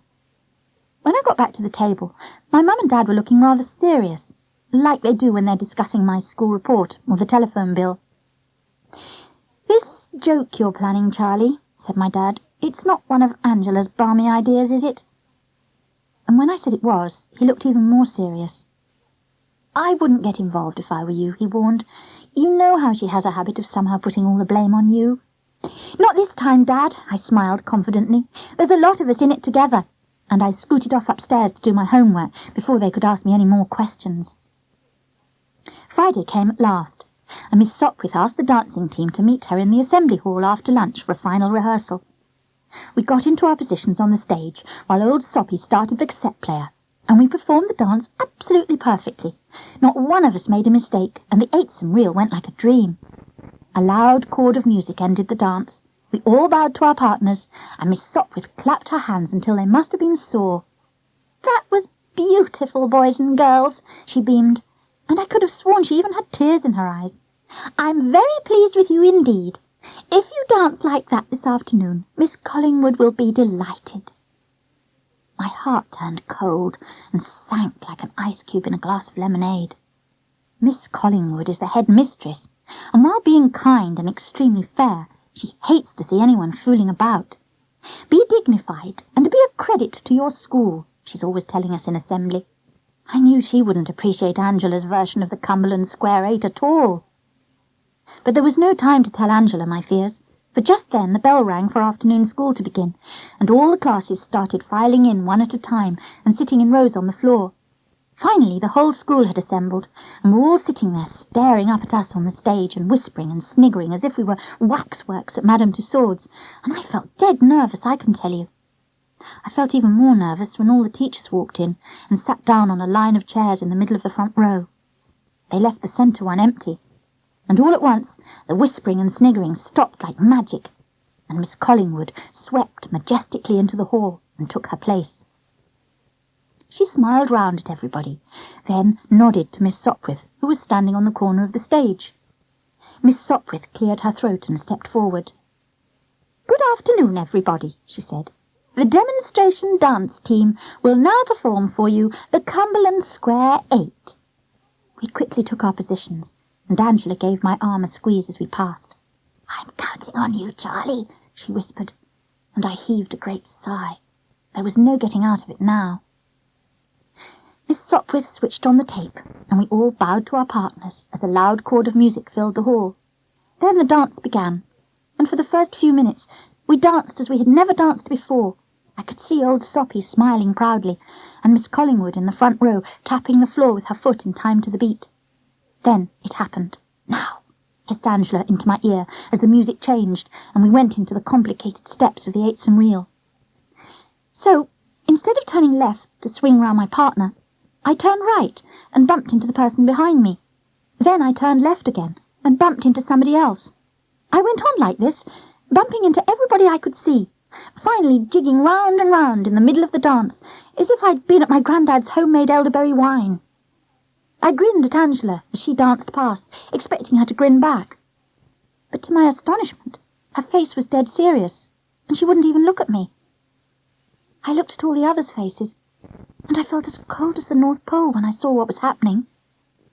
They were all doing their best to keep the eightsome reel going, in spite of my messing around, and not one of them was putting a foot wrong, not even Angela. By now, the sniggering had started somewhere in the middle of the hall, and it wasn't long before it spread round the whole school. My face went all red and horrified. The sniggering grew louder until it turned into great hoots and bellows of laughter, and nobody could hear the music any more. Miss Sopwith, her face as red as mine, quickly switched off the music. Then she marched up on the stage and yanked me out of the middle of the team of dancers. She turned to face the school, holding my arm as if I was a criminal trying to escape. "I'm sorry, Miss Collingwood," she blurted out. "Charlie doesn't seem to have had enough practice. We'll start the dance again if you don't mind. Jenny Blake, will you please come and take Charlie's place?" I had to go and sit on the floor and watch while that stupid kid danced in my place. And you can guess how furious I was when I found she could do it beautifully. Angela must have been secretly coaching her for weeks. So that's how I lost my place on the dancing team. All because of Angela and her rotten scheme. She swore afterwards that everybody had changed their minds at the last minute and there hadn't been time to tell me. She crossed her heart and hoped to die that it hadn't been a deliberate plot to get her new friend on the team instead of me. But I know better. And one of these days, I'm really going to get my own back.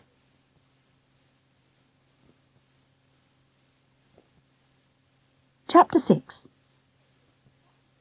Angela thought it was the funniest thing that ever happened when somebody stole my dad's car. "I don't believe it," she giggled. "Why on earth would anybody want to pinch a tatty old thing like that? It was only fit for the scrap heap anyway." My dad and I didn't think it was funny at all.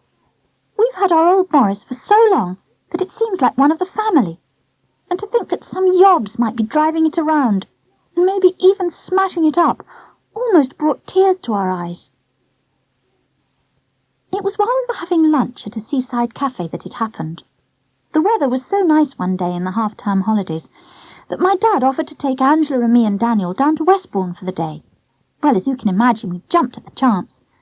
And after a great morning racing about the beach with Daniel barking at the waves, we were all ready for something to eat. We left the car where it was, in the car park by the beach, and walked up the high street to look for one of those nice fish and chip places where you get a big pot of tea and lots of bread and butter all included in the price. Angela wanted to go to the Princess restaurant, but it looked far too posh and expensive, and after a lot of argument she had to give in. She stopped sulking when we finally found a table in a cosy little cafe, especially when the big plates of food arrived. And if you've never eaten hot fish and chips and tomato ketchup and bread and butter at the seaside when the sea breeze has given you the appetite of an elephant, you've never lived. An elderly couple at the next table looked in horror at our mountains of food, and when the waitress came to take their order, they asked if they could have small portions.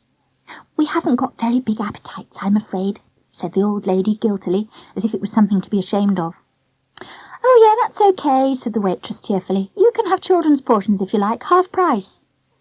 We were just scraping our plates when the elderly couple's order came.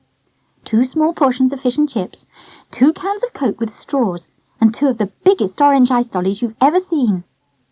"We didn't order these," stammered the old lady. "We don't want Cokes and ice lollies. Can't we have a pot of tea?" "Nah," said the waitress. "Not with children's portions you can't. Them's the rules. Sorry." She plonked down the tray and hurried off to serve somebody else. The elderly gentleman smiled at his wife. "We'll drink Coke for a change, dear," he said. "It might do us good. And I know somebody who won't mind taking these ice lollies off our hands." And he leaned over and presented me and Angela with one each. "Coo, that was a lucky bonus," said Angela, as we came out onto the pavement. My dad untied Daniel from the railing where we had left him with a handful of bony treats, and we all set off back to the car, with Angela and me happily licking our lollies. Half an hour later, we weren't feeling quite so pleased with ourselves. "Of course it was this car park," said my dad, tugging worriedly at what was left of his hair. after we'd been all round the car park a couple of dozen times. I remember the red and blue ticket machine and everything. Angela looked at him as if he was something that had escaped from a cage. Uncle Ted, she said patiently, all the car parks in Westbourne probably have red and blue ticket machines. The car isn't here, is it? So it must be somewhere else. But it wasn't somewhere else. It was nowhere to be found.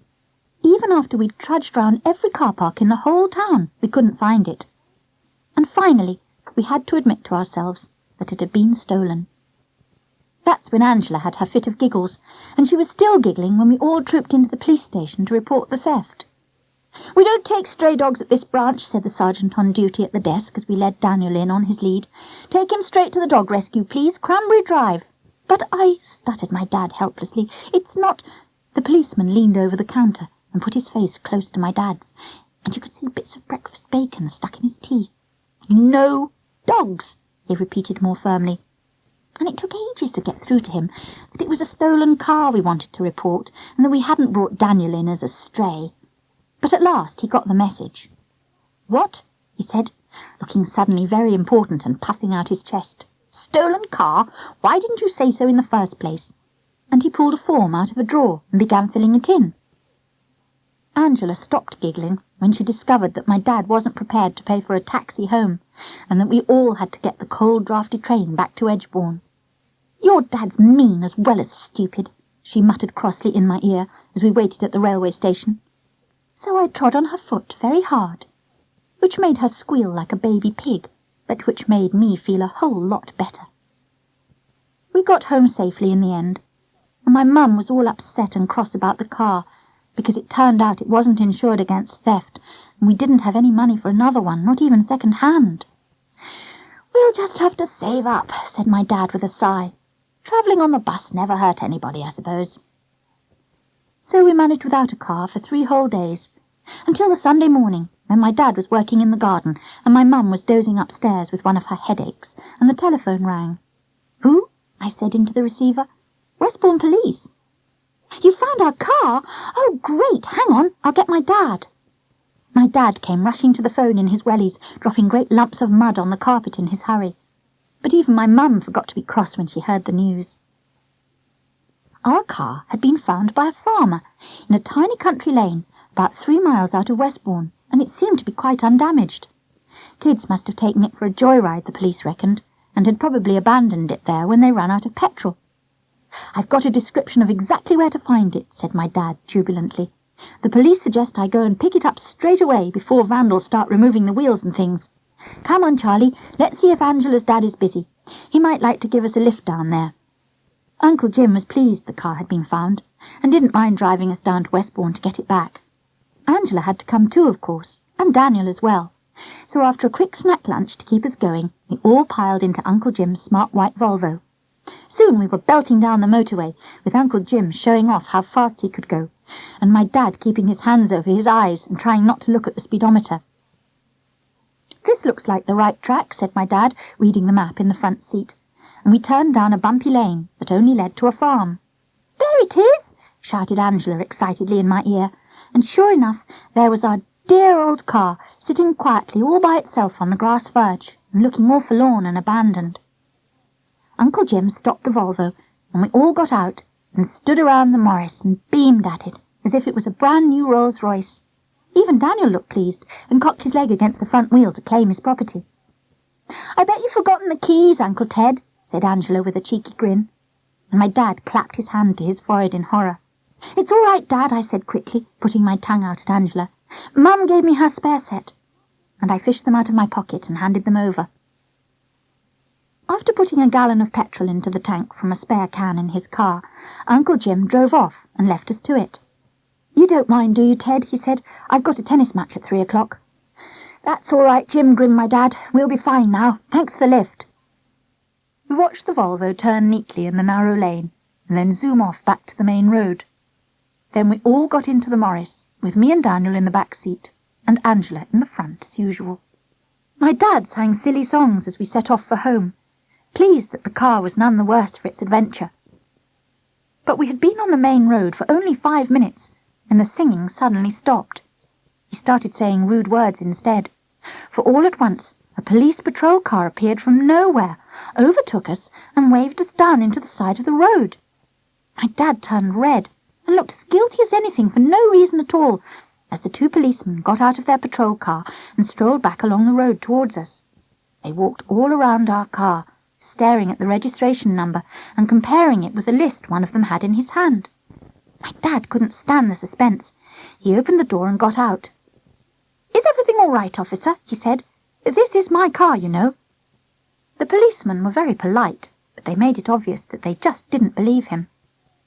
"It's down here as a stolen vehicle, sir," said the plump one with the Weetabix-coloured moustache. "Our instructions are to bring in for questioning anyone found driving it. I'm afraid you'll have to come along with us, unless you've got some proof of ownership, of course." My dad just stood there with his mouth hanging open, waiting for his voice to come back. When it did, he explained about the phone call and everything, but it all sounded a bit suspicious, especially as he'd rushed out without his wallet, where he kept all his car certificates and things. "I suppose we could call up the station," said Weetabix Moustache doubtfully. And that's when Angela decided to play one of her horrible tricks. Everybody turned to stare at her, because she had suddenly started to howl in the front seat. "Please don't arrest me," she sobbed through the open window. "It was nothing to do with me. Honest, I'll die if you put me in a cell. Oh, Uncle Ted, why did you do it?" Honestly, I could have killed her. There was no chance the policemen would believe my dad's story now. They looked at one another and shook their heads. "We can sort all this out at the station, sir," said the thin one with the long red nose. "Perhaps you'd just follow us into Westbourne. It'll only take a few minutes to verify your story, I'm sure." So there was nothing we could do but follow the patrol car to the police station. And when we arrived, the two patrolmen ushered us towards the desk in front of them. I had brought Daniel in with me on his lead, and the sergeant at the desk leapt up when he saw him. "No stray dogs at this branch," he said curtly. "Take him straight to the dog rescue, please. Cranberry Drive." Then he stared at us all, a baffled look growing on his face. "I've seen you lot before," he said suspiciously. "What's going on here?" Everybody began talking at once, and the duty sergeant had to bang on the desk for silence. "One at a time, please," he bellowed, and was kind enough to let my dad tell his story first. And so it all got gradually sorted out, and the two patrolmen didn't half look sheepish when they found out the car was really my dad's. But of course they were only doing their job, and it wasn't their fault if the farmer had only phoned the police station that morning, and nobody had yet had time to let the patrol cars know. So they finally apologised and let us go, and we drove back up the motorway to Edgebourne, my dad quiet but relieved. As for that stupid Angela, she sniggered and giggled all the way home. I hunched myself in the corner of the back seat and glowered at the back of her head.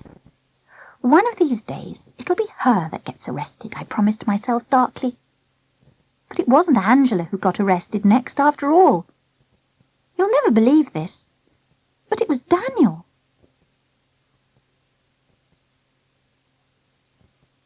Chapter 7. Daniel was arrested at the school summer fair in June, and I swore I would never forgive Angela as long as I lived, because it was all her fault. If only Miss Sopwith hadn't decided to have a cookery competition for the children in our class, none of it would have happened, so she's partly to blame as well, I suppose. She's dead keen on daft projects like that, and when she announced it one morning a couple of weeks before the fair, everybody moaned and groaned like mad. "You mean just the girls, though, miss?" called out Lawrence Parker. "You don't really expect us lads to cook cakes and stuff, do you?" Everybody sniggered, and Lawrence's round moon face went as red as a London bus when Miss Sopwith insisted that even the boys had to take part. "It never did a boy any harm to learn to cook, Lawrence," she said, "and girls should learn woodwork too, for that matter. I shall ask Miss Collingwood to sample your efforts, and of course there'll be a prize for the nicest cakes or pastries." "What's the prize, miss? A needlework box," said Lawrence with a cheeky grin, and everybody sniggered some more. Then Miss Sopwith gave us one of her "watch it, or you'll all be kept in after school" looks, and we all decided we'd better shut up. There was one person who didn't moan a bit, however. It was that Delilah Jones. And of course she was smirking all over her silly face, because her dad's a master chef in a big posh hotel, and she's been baking cakes since she was in her cot, or maybe even sooner. Everybody knew from the start who was bound to win the competition, so there wasn't much point in having it at all. Angela, who can't stand anyone to be better than her, was silent and thoughtful on the way home. I knew better than to pester her when I could see she was working out one of her plots, so I just kept quiet and let her think. It wasn't until that evening after tea that she charged in through our back door and came dancing upstairs into my bedroom with such a huge smile on her face I thought she'd won the pools. "I've got it, Charlie," she said triumphantly, and I stared at her gloomily. After that dancing display, I was dead suspicious of anything she suggested, and I didn't want to know about any more of her horrible tricks. "What have you got?" I said. "Measles? Chicken pox? If so, you can just get out of here before you give it to me." Angela giggled and flung herself on my bed. "Sabotage," she said, bouncing about like a 3-year-old. "That's how we'll fix Delilah Jones. We'll put something really nasty in her cake when nobody's looking, and let somebody else win old Soppy's cookery prize. Me, for example," she added with a grin. "Or possibly even you, Charlie Ellis. Although, if you produce anything like those biscuits you made for the senior citizens' tea party, it won't only be them that need false teeth." I grabbed a pillow and bashed her over the head with it, and of course she grabbed the other one and bashed me back, and in no time at all we were rolling about, thumping each other as hard as we could, and making the bed bounce so much it almost went through the window. Then Daniel came bursting in to see what all the noise was about, and as soon as he saw what was going on, he decided at once that this was his sort of game. He launched himself onto the bed between us, and began to yelp and growl and worry the pillows with his sharp teeth, which really made the feathers fly. And soon we were screaming with laughter at his antics as he rushed about chasing feathers as if they were live ducks, and it must have sounded like bedlam, because my dad suddenly appeared in the doorway with a not very pleased expression on his face. "Ooh-ah!" said Angela, and hastily scrambled off the bed. I got off too, and we both stood there sheepishly, with feathers in our hair and in our ears and all over our clothes. Dear old Daniel saved the day. A large feather came floating down from the ceiling, and with a quick pounce he caught it in his mouth and presented it proudly to my dad. And of course it was impossible for my dad to stay annoyed after that, and all 3 of us ended up giggling together like 3 little kids. "We'd better get this mess cleared up before your mum sees it," was all my dad said, and he even gave us a hand. I don't know why, but after he'd gone, I suddenly found I wasn't cross with Angela any more, and I even listened when she told me her plan for fixing that show off Delilah Jones. "She's sure to do some sort of really fancy gatto," Angela said. "You know, all filled with fresh cream and stuff. What I thought was, while Shirley What's-its-name from West Enders is cutting the ribbon and declaring the fair open, you and I could get some of your dad's shaving foam and—" "Hang on," I interrupted with a scowl. "My dad's shaving foam? Why my dad's shaving foam? Why not your dad's shaving foam, Angela Mitchell?" She looked at me as if I was a total idiot. "Because my dad uses an electric razor, stupid," she said. "He doesn't use shaving foam, does he? All right?" "Right," I said meekly, liking the idea less and less when I saw that it was me that was getting the worst part to play. Then another sudden thought made my stomach churn like a tank full of tadpoles. "Have you forgotten who's judging the competition, Angela?" I said fearfully. "I don't like to think about Miss Collingwood getting a mouthful of shaving cream," and I shuddered in horror at the thought. "Oh, she'll only spit it out," said Angela airily. "It's not exactly poison, is it? It's not exactly deadly nightshade." And she went off into a fit of helpless giggles at the expression on my face, because once she'd pretended to poison Lawrence Parker with deadly nightshade, and I'd been stupid enough to believe her. In the end, I agreed to her plan, provided that all I had to do was get the shaving foam and she would put it in the cake herself. That way it would be her that got into trouble if we were caught, and nobody need know about my part in the plot. Unless she told them, that is, and she's quite capable of that. Angela didn't say another word about it for almost 2 weeks, and I began to hope she'd changed her mind about the whole thing. But she turned up in our kitchen on the Friday evening before the fair, and she laughed like a baboon when she saw me, because I was swathed from head to foot in my mum's biggest apron, with smudges of flour on my nose and cheeks. I wasn't pleased to see her, as you can imagine. I'd been really enjoying myself mixing my chocolate cake with a great big wooden spoon, and having a lick every so often to make sure it tasted all right. My mum had helped me choose an easy recipe from one of her cookery books, and had shown me how to set the oven properly and things like that, so I really thought I had a chance of winning the prize. "What's up?" I said grumpily, beating the mixture even harder and wishing it was Angela's brains in the bowl. "Why aren't you at home baking your cake for the competition?" She scooped up a bit of the mixture on her finger, tasted it, and made a face as if she'd swallowed a mouthful of mud. "Yuck!" she said. "Charlie, that's the most disgusting stuff I've ever tasted. It's like brown sick." I scowled. "How do you know?" I retorted. "When have you ever tasted brown sick?" And she went off into one of those peals of girlish laughter that I've seen her practising in front of the mirror.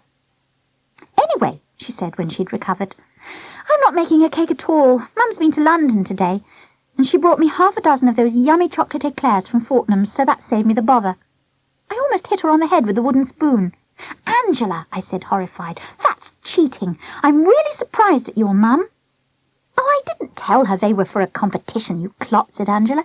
"I just said we had to take something for the cake stall, that's all. Anyway, who's to know? You wouldn't tell on me, Charlie, would you?" I shook my head hurriedly, knowing full well I wouldn't dare.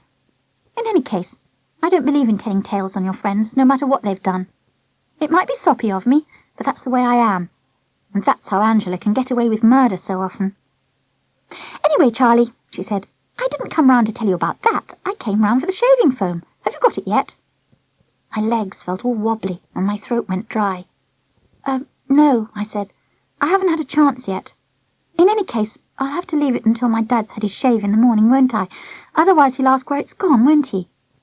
Even Angela could see the sense of this, so she had to be satisfied with my promise that I'd bring the stuff to the fair the next day. As soon as I heard her slam the back door on her way out, I breathed a sigh of relief and got back to work on my cake. And it turned out really lovely, especially when I put chocolate buttercream in the middle and chocolate icing on the top, and decorated it with chocolate buttons and walnuts. My mum and dad both came in to see it when they'd finished watching One Man and His Dog on the telly, and they both said it looked yummy. My dad even scraped the bowl, much to my mum's disgust. "You've just consumed about 200 calories, she complained. "What about your diet? You should have had an apple instead. An apple's only 35. 36 if there's a maggot in it," said my dad, wiping chocolate off his chin, and my mum shuddered and went back to the telly. The next morning dawned bright and sunny, and I lay in bed for a while, wondering why I felt so squiggly in my stomach. Then I heard my dad singing "Figaro here, Figaro there, Figaro everywhere," which he always sings when he's shaving, and I pulled the covers over my head and wished I didn't have to get up at all. But Angela would be furious if I let her down. So I listened until I heard my dad go along the landing to his bedroom. Then I slipped quickly out of bed, dashed into the bathroom, and grabbed the can of shaving foam from the shelf.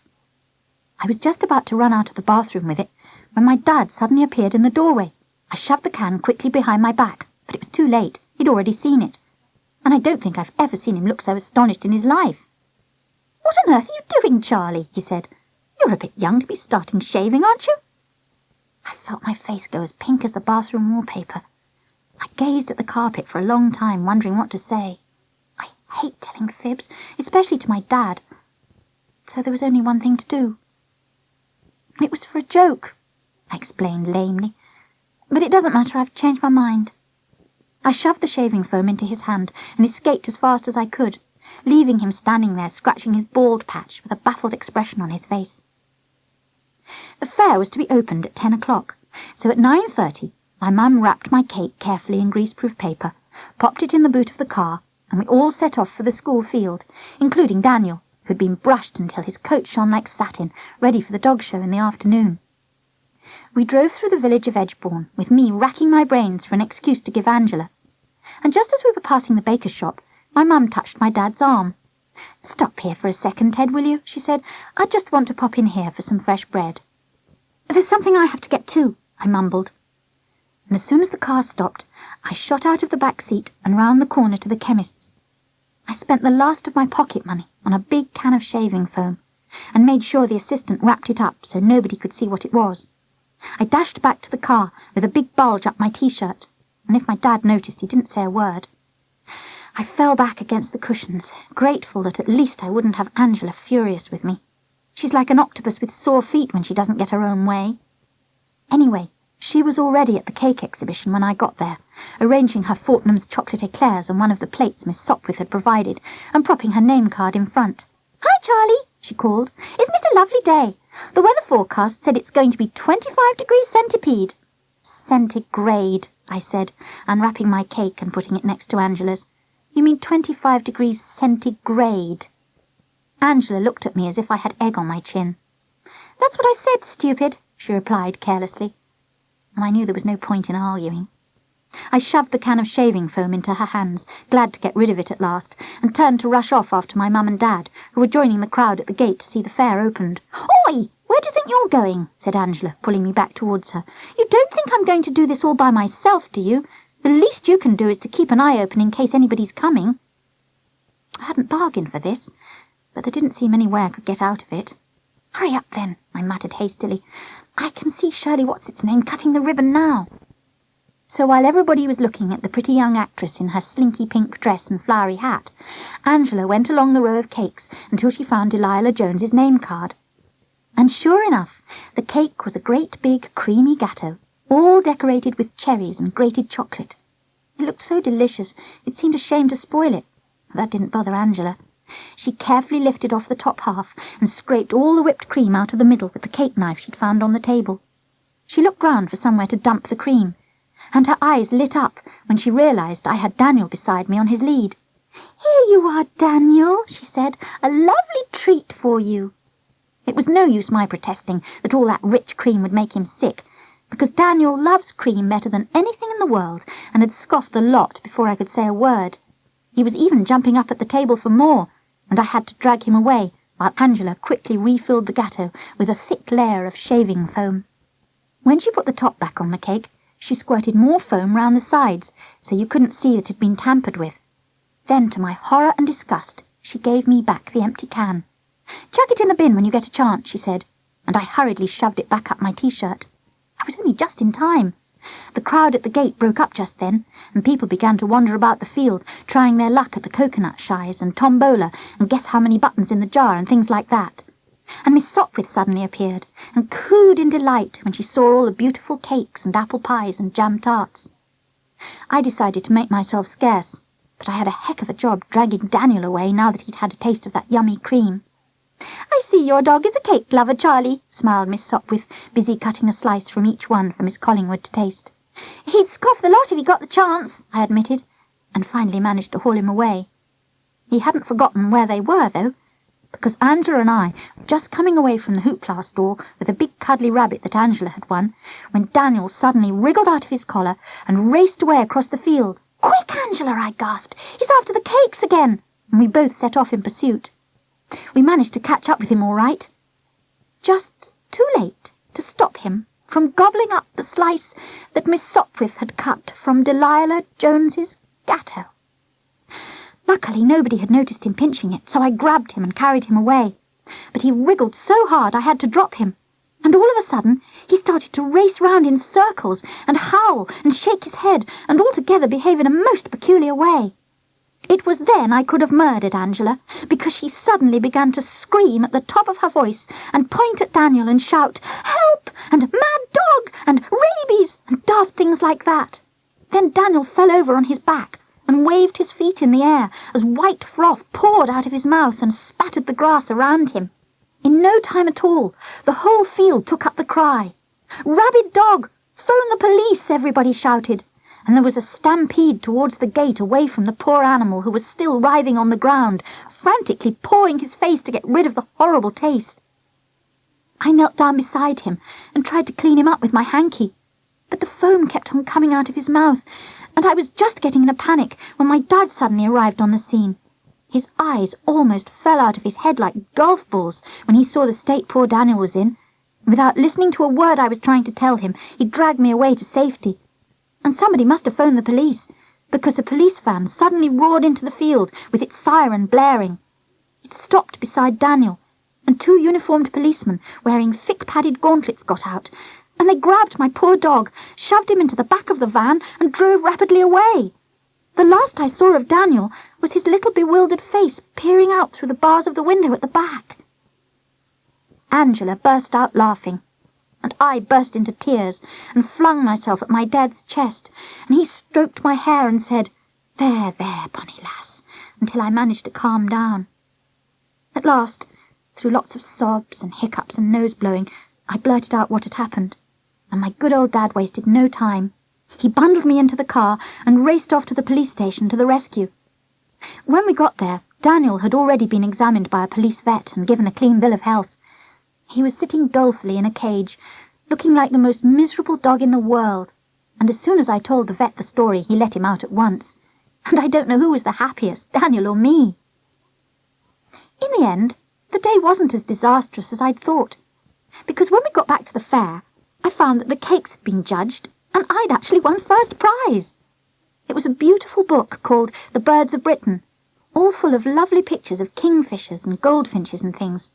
And of course Angela was so livid she almost choked, especially when I gave the book to Delilah Jones. I don't know who was the more astonished, but I knew it was the right thing to do. Then in the afternoon, Angela was even more livid, because, believe it or not, Daniel walked off with first prize in the dog show. He won a beautiful silver cup, and I was so proud I almost burst, especially when the judge, Miss Judy Cater, said she'd never seen a spaniel with such a lovely glossy coat. I reckon it was probably all that cream that did it. I suggested that to my dad on the way home, and he laughed. Or maybe it was all that shaving foam, he said, and Daniel barked and grinned, just as if he knew exactly what we were saying. Chapter 8. 3 new children came into our class that term, 2 girls and a boy. And they're all very nice, especially the boy, who's called Dwight Johnson. He's so good-looking and such good fun that Angela has made up her mind to marry him when she grows up. I bet he hasn't even asked you, I said when she told me, but she only tossed her head and said that if he didn't ask her, she would ask him. I said he would probably ask one of the new girls, Jessica Brown or Amanda Barrett. Jessica is sweet and quiet and pretty, with shiny dark hair, and Amanda is not only pretty, but she wears earrings in school. That caused a right hoo-ha with Miss Sopwith when she saw them, I can tell you, and she told Amanda to take them out at once. But Amanda had brought a note from her mother to say that she'd just had her ears pierced, and she had to wear these tiny earrings called sleepers to stop the holes from healing up again. Miss Sopwith wasn't very pleased, but there wasn't a lot she could do about it, and so that's what started Angela on about getting her ears done too. There's nothing she hates more than somebody having something she hasn't got, and she brooded about it for weeks. One day, near the end of term, Angela and Jessica Brown and I were on our way home from school together, and we were just passing that posh new style hairdresser's, when Angela grabbed our arms and pulled us round to face the window. "Special offer," said a big notice stuck on the glass. "This week only. Have your ears pierced quickly and painlessly. Only £2.50. No appointment required." Jessica shuddered and went as pale as paper. "No, thanks," she said quickly. "I can't even stand injections. It would kill me to get my ears pierced." And she shook herself free and ran off home by herself. Somehow, I seem to be the only one stupid enough to get trapped into Angela's schemes. I don't know how she does it, because my dad says I'm twice as bright as she is, but she seems to get me involved before I know what's happening. And in no time at all, standing there outside the hairdresser's, she had me thinking it would be really great to have pierced ears and wear earrings like Amanda Barrett, even though I detest needles and run a mile if I even see a wasp. Angela was hopping up and down with excitement at the idea, especially when she remembered it would be the end of term party soon, and that this year Miss Sopwith was organising a country dance with a band and a supper and everything. "Just think, Charlie," said Angela, "all the boys will want us to be their partners for the dancing, even that dishy Dwight Johnson." I think that's probably what convinced me in the end, because although I hadn't said a word about it to Angela, I quite fancy Dwight Johnson myself, and I'm sure he likes me better than her, because he said he'd help me with my limerick for Miss Sopwith's latest competition. She's crazy about competitions, our Miss Sopwith is, and this time she'd come up with the bright idea of a limerick contest. We were all supposed to stand up and recite them at the end of term dance, and the winner would be the one who made the audience laugh and clap the most. I was nearly going mad, because I had thought up a brilliant limerick last year when we were on holiday, but I still hadn't managed to get past the first 2 lines. There was a young vampire called Dracula, whose habits were really spectacular. And there I was stuck. Even my dad couldn't think of an ending, and I was beginning to think I would have to write a new one altogether before the thing drove me round the bend. Then I had the idea of asking Dwight Johnson. It's just the sort of thing he's good at. And when he said he'd give it some thought, I felt quite hopeful at last. But days went by, and he never mentioned it again. I began to think he just couldn't be bothered, and I didn't want to pester him. Have you noticed that boys hate being pestered by girls, especially when there are other boys around? It's funny that, because girls never seem to mind being pestered by boys. Anyway, when Angela came up with her ear-piercing idea, I couldn't help feeling tempted. Maybe I thought it would make Dwight take more notice of me or something. So we dashed off home after seeing the advert in the hairdresser's window, and we found both our mums together in my mum's kitchen, drinking tea and scoffing naughty vanilla slices without leaving any for us. "You can have a biscuit if you like," said my mum when we complained. "You don't want to spoil your dinner, do you?" I don't know how cream cakes in the afternoon never spoil grown-ups' dinners, while children are never allowed more than one measly plain digestive. Even Daniel was better off than me. He got the cake box to lick out. When I grow up, I'm going to have 6 children and give them as many cream cakes as they want every day. Angela nudged my arm as we sat down at the table with our biscuits, and I looked at her in alarm. "Go on, ask," she hissed behind her hand. "You know, earrings." I hadn't realised it was going to be me that had to ask, but I took a deep breath and gabbled out about the special offer. And I don't know why I thought we would get permission, but of course we didn't. At the very mention of the words ears pierced, Auntie Sally let out a loud shriek and jumped up from the table. "You're coming home with me at once, my girl," she told Angela firmly, ignoring her pleas, "and we'll have no more of this silly talk. You're far too young to wear earrings. I suppose it was Charlie's idea. You'll be wanting to wear makeup next." And she dragged the protesting Angela round the corner to her own house. I knew better than to try to persuade my mum after she'd said no. Even when I reminded her that my cousin Fiona had her ears pierced when she was only 3, she still wouldn't hear of it. She was very nice about it, though, and promised that in a couple of years' time, when I was a bit older, she'd let me get them done, so I had to be content with that. I spent the evening after dinner in my room, working on my limerick, and after racking my brains for about 2 hours, I decided to give up Dracula and start something new. And this is what I finally came up with. A careless young gardener called Joe accidentally mowed off his toe.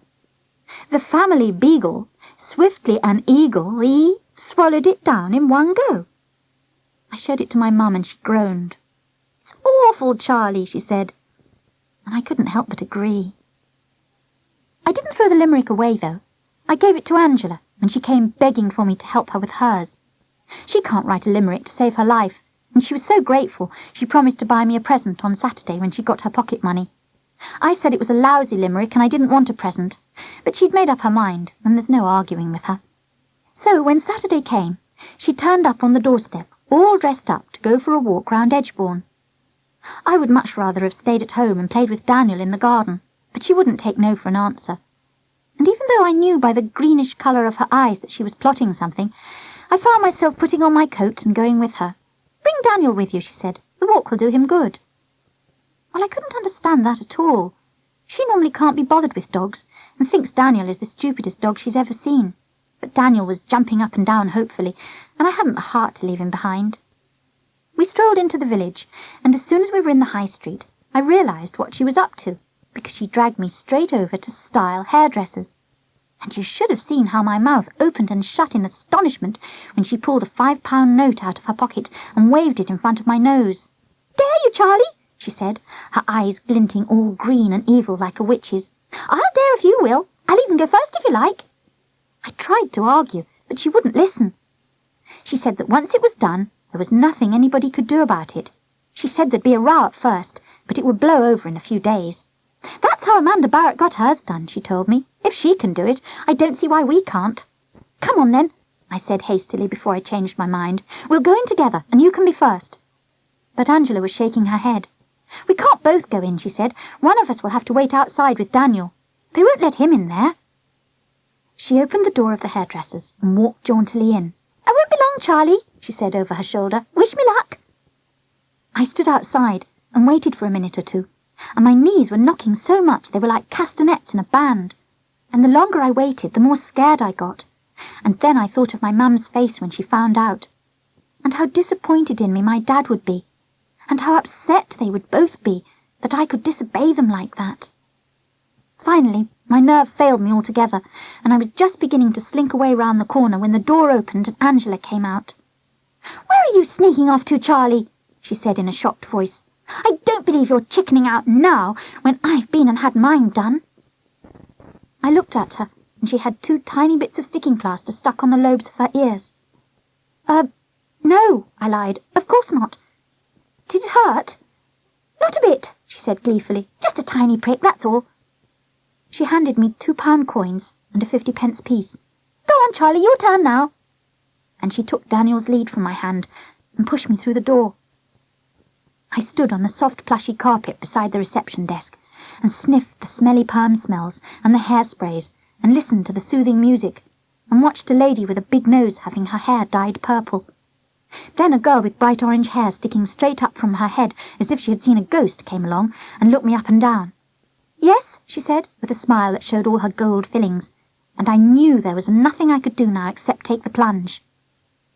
"I'd like to have my ears pierced," I squeaked in a tiny voice.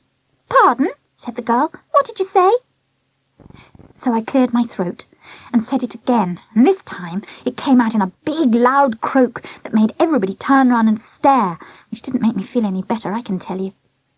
But the orange-haired girl didn't think there was anything strange in my request. She led me straight to a seat in front of a long row of mirrors and put a towel round my shoulders. "That's to catch the blood," she joked, trying to cheer me up.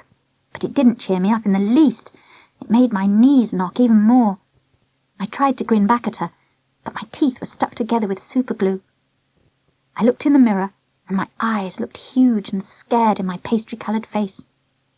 I suddenly realised that the girl was holding out a small tray for me to look at. "Which earrings would you like?" she was saying, and I pulled myself together and looked at the little gold hearts and pearl drops and sparkly bits of diamond. In the end, I chose the hearts, partly because I liked the idea of hearts, but mainly because they were the smallest and would show the least. I watched fearfully while the girl fitted one of the hearts into a thing that looked a bit like the staple gun my dad borrows sometimes from the office. Then she drew little ink spots on the lobes of my ears and asked me if I thought they were in the right place.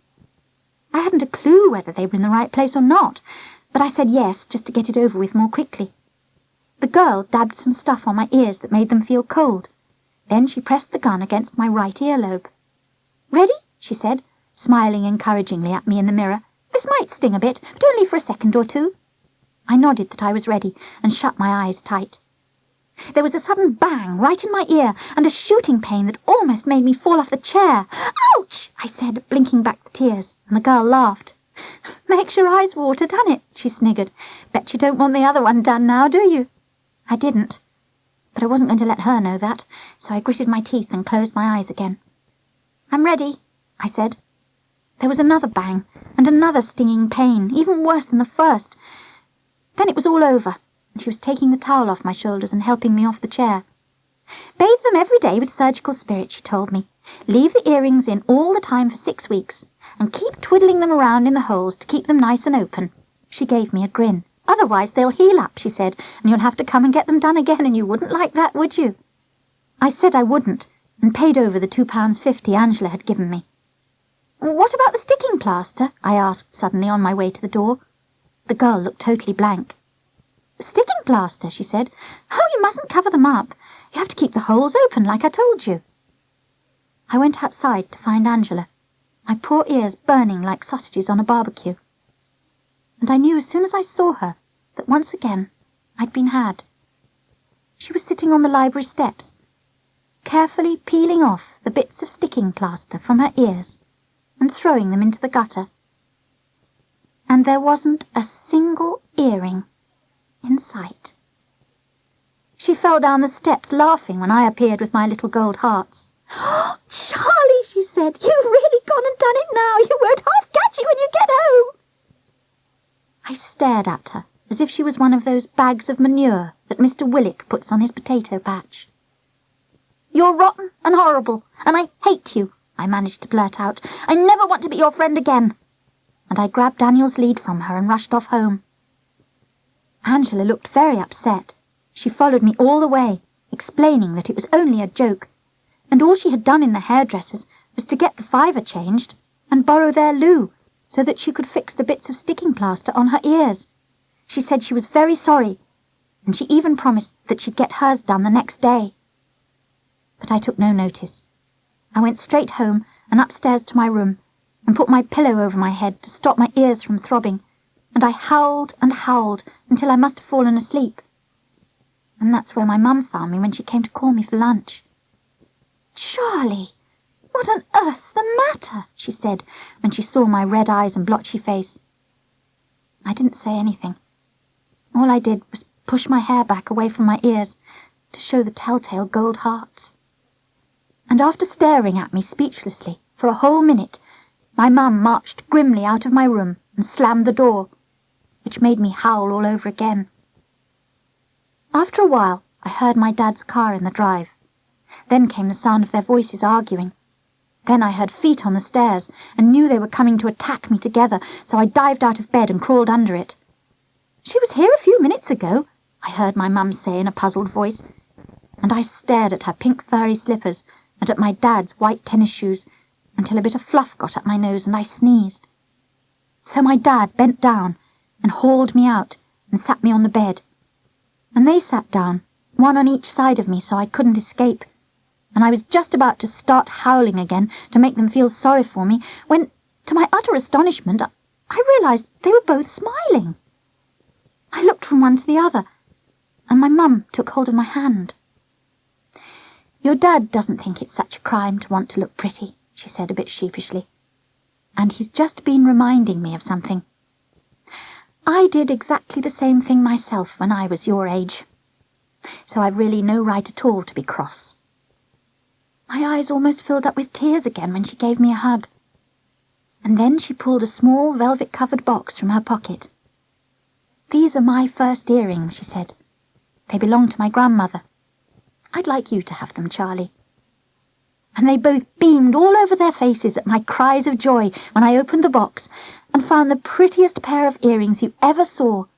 They were tiny loops of gold, with a real flame-coloured garnet set in each one.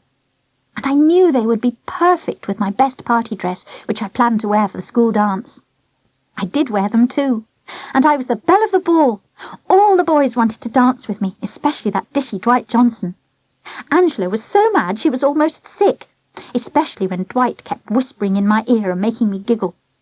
"What's he been saying to you, Charlie?" she demanded crossly when we all sat down to hear the limerick competition. "It must have been very funny to make you laugh like that." I wouldn't tell her, though. I just hugged the words to me like a hot water bottle, all through the boring old limericks, until it was my turn. I stood up, a bit nervously, but Dwight grinned at me and gave me a thumbs-up sign. I felt better at once, and spoke up in a loud, clear voice. "There was once a vampire called Dracula, whose habits were truly spectacular. Every dark night he'd go for a bite and scrape up the blood with a spatula." As usual, it was Lawrence Parker who started the great guffaws of laughter, but this time I could have kissed him, because he soon had the whole school roaring and cheering and stamping their feet and laughing so much Miss Sopwith could hardly get them to stop. Angela gnashed her teeth when the result was announced and she heard I'd won the limerick contest, especially when she saw the prize, a huge box of chocolate-coated candies from Harrods. "You'll share them with me, won't you, Charlie?" she said confidently as we came out of school when the party was over. "I am your best friend." But I didn't give her a single one. I'd had enough of her making a fool of me all the time, and I wouldn't even walk home with her. Dwight and I walked home together, and we finished the whole box of candies, laughing at our silly limerick all the way. That was Disaster with the Fiend by Sheila Lavelle. Read by Judy Bennett. We do hope you've enjoyed this Chivers audiobook, and if you'd like to listen to further titles, please contact your local library.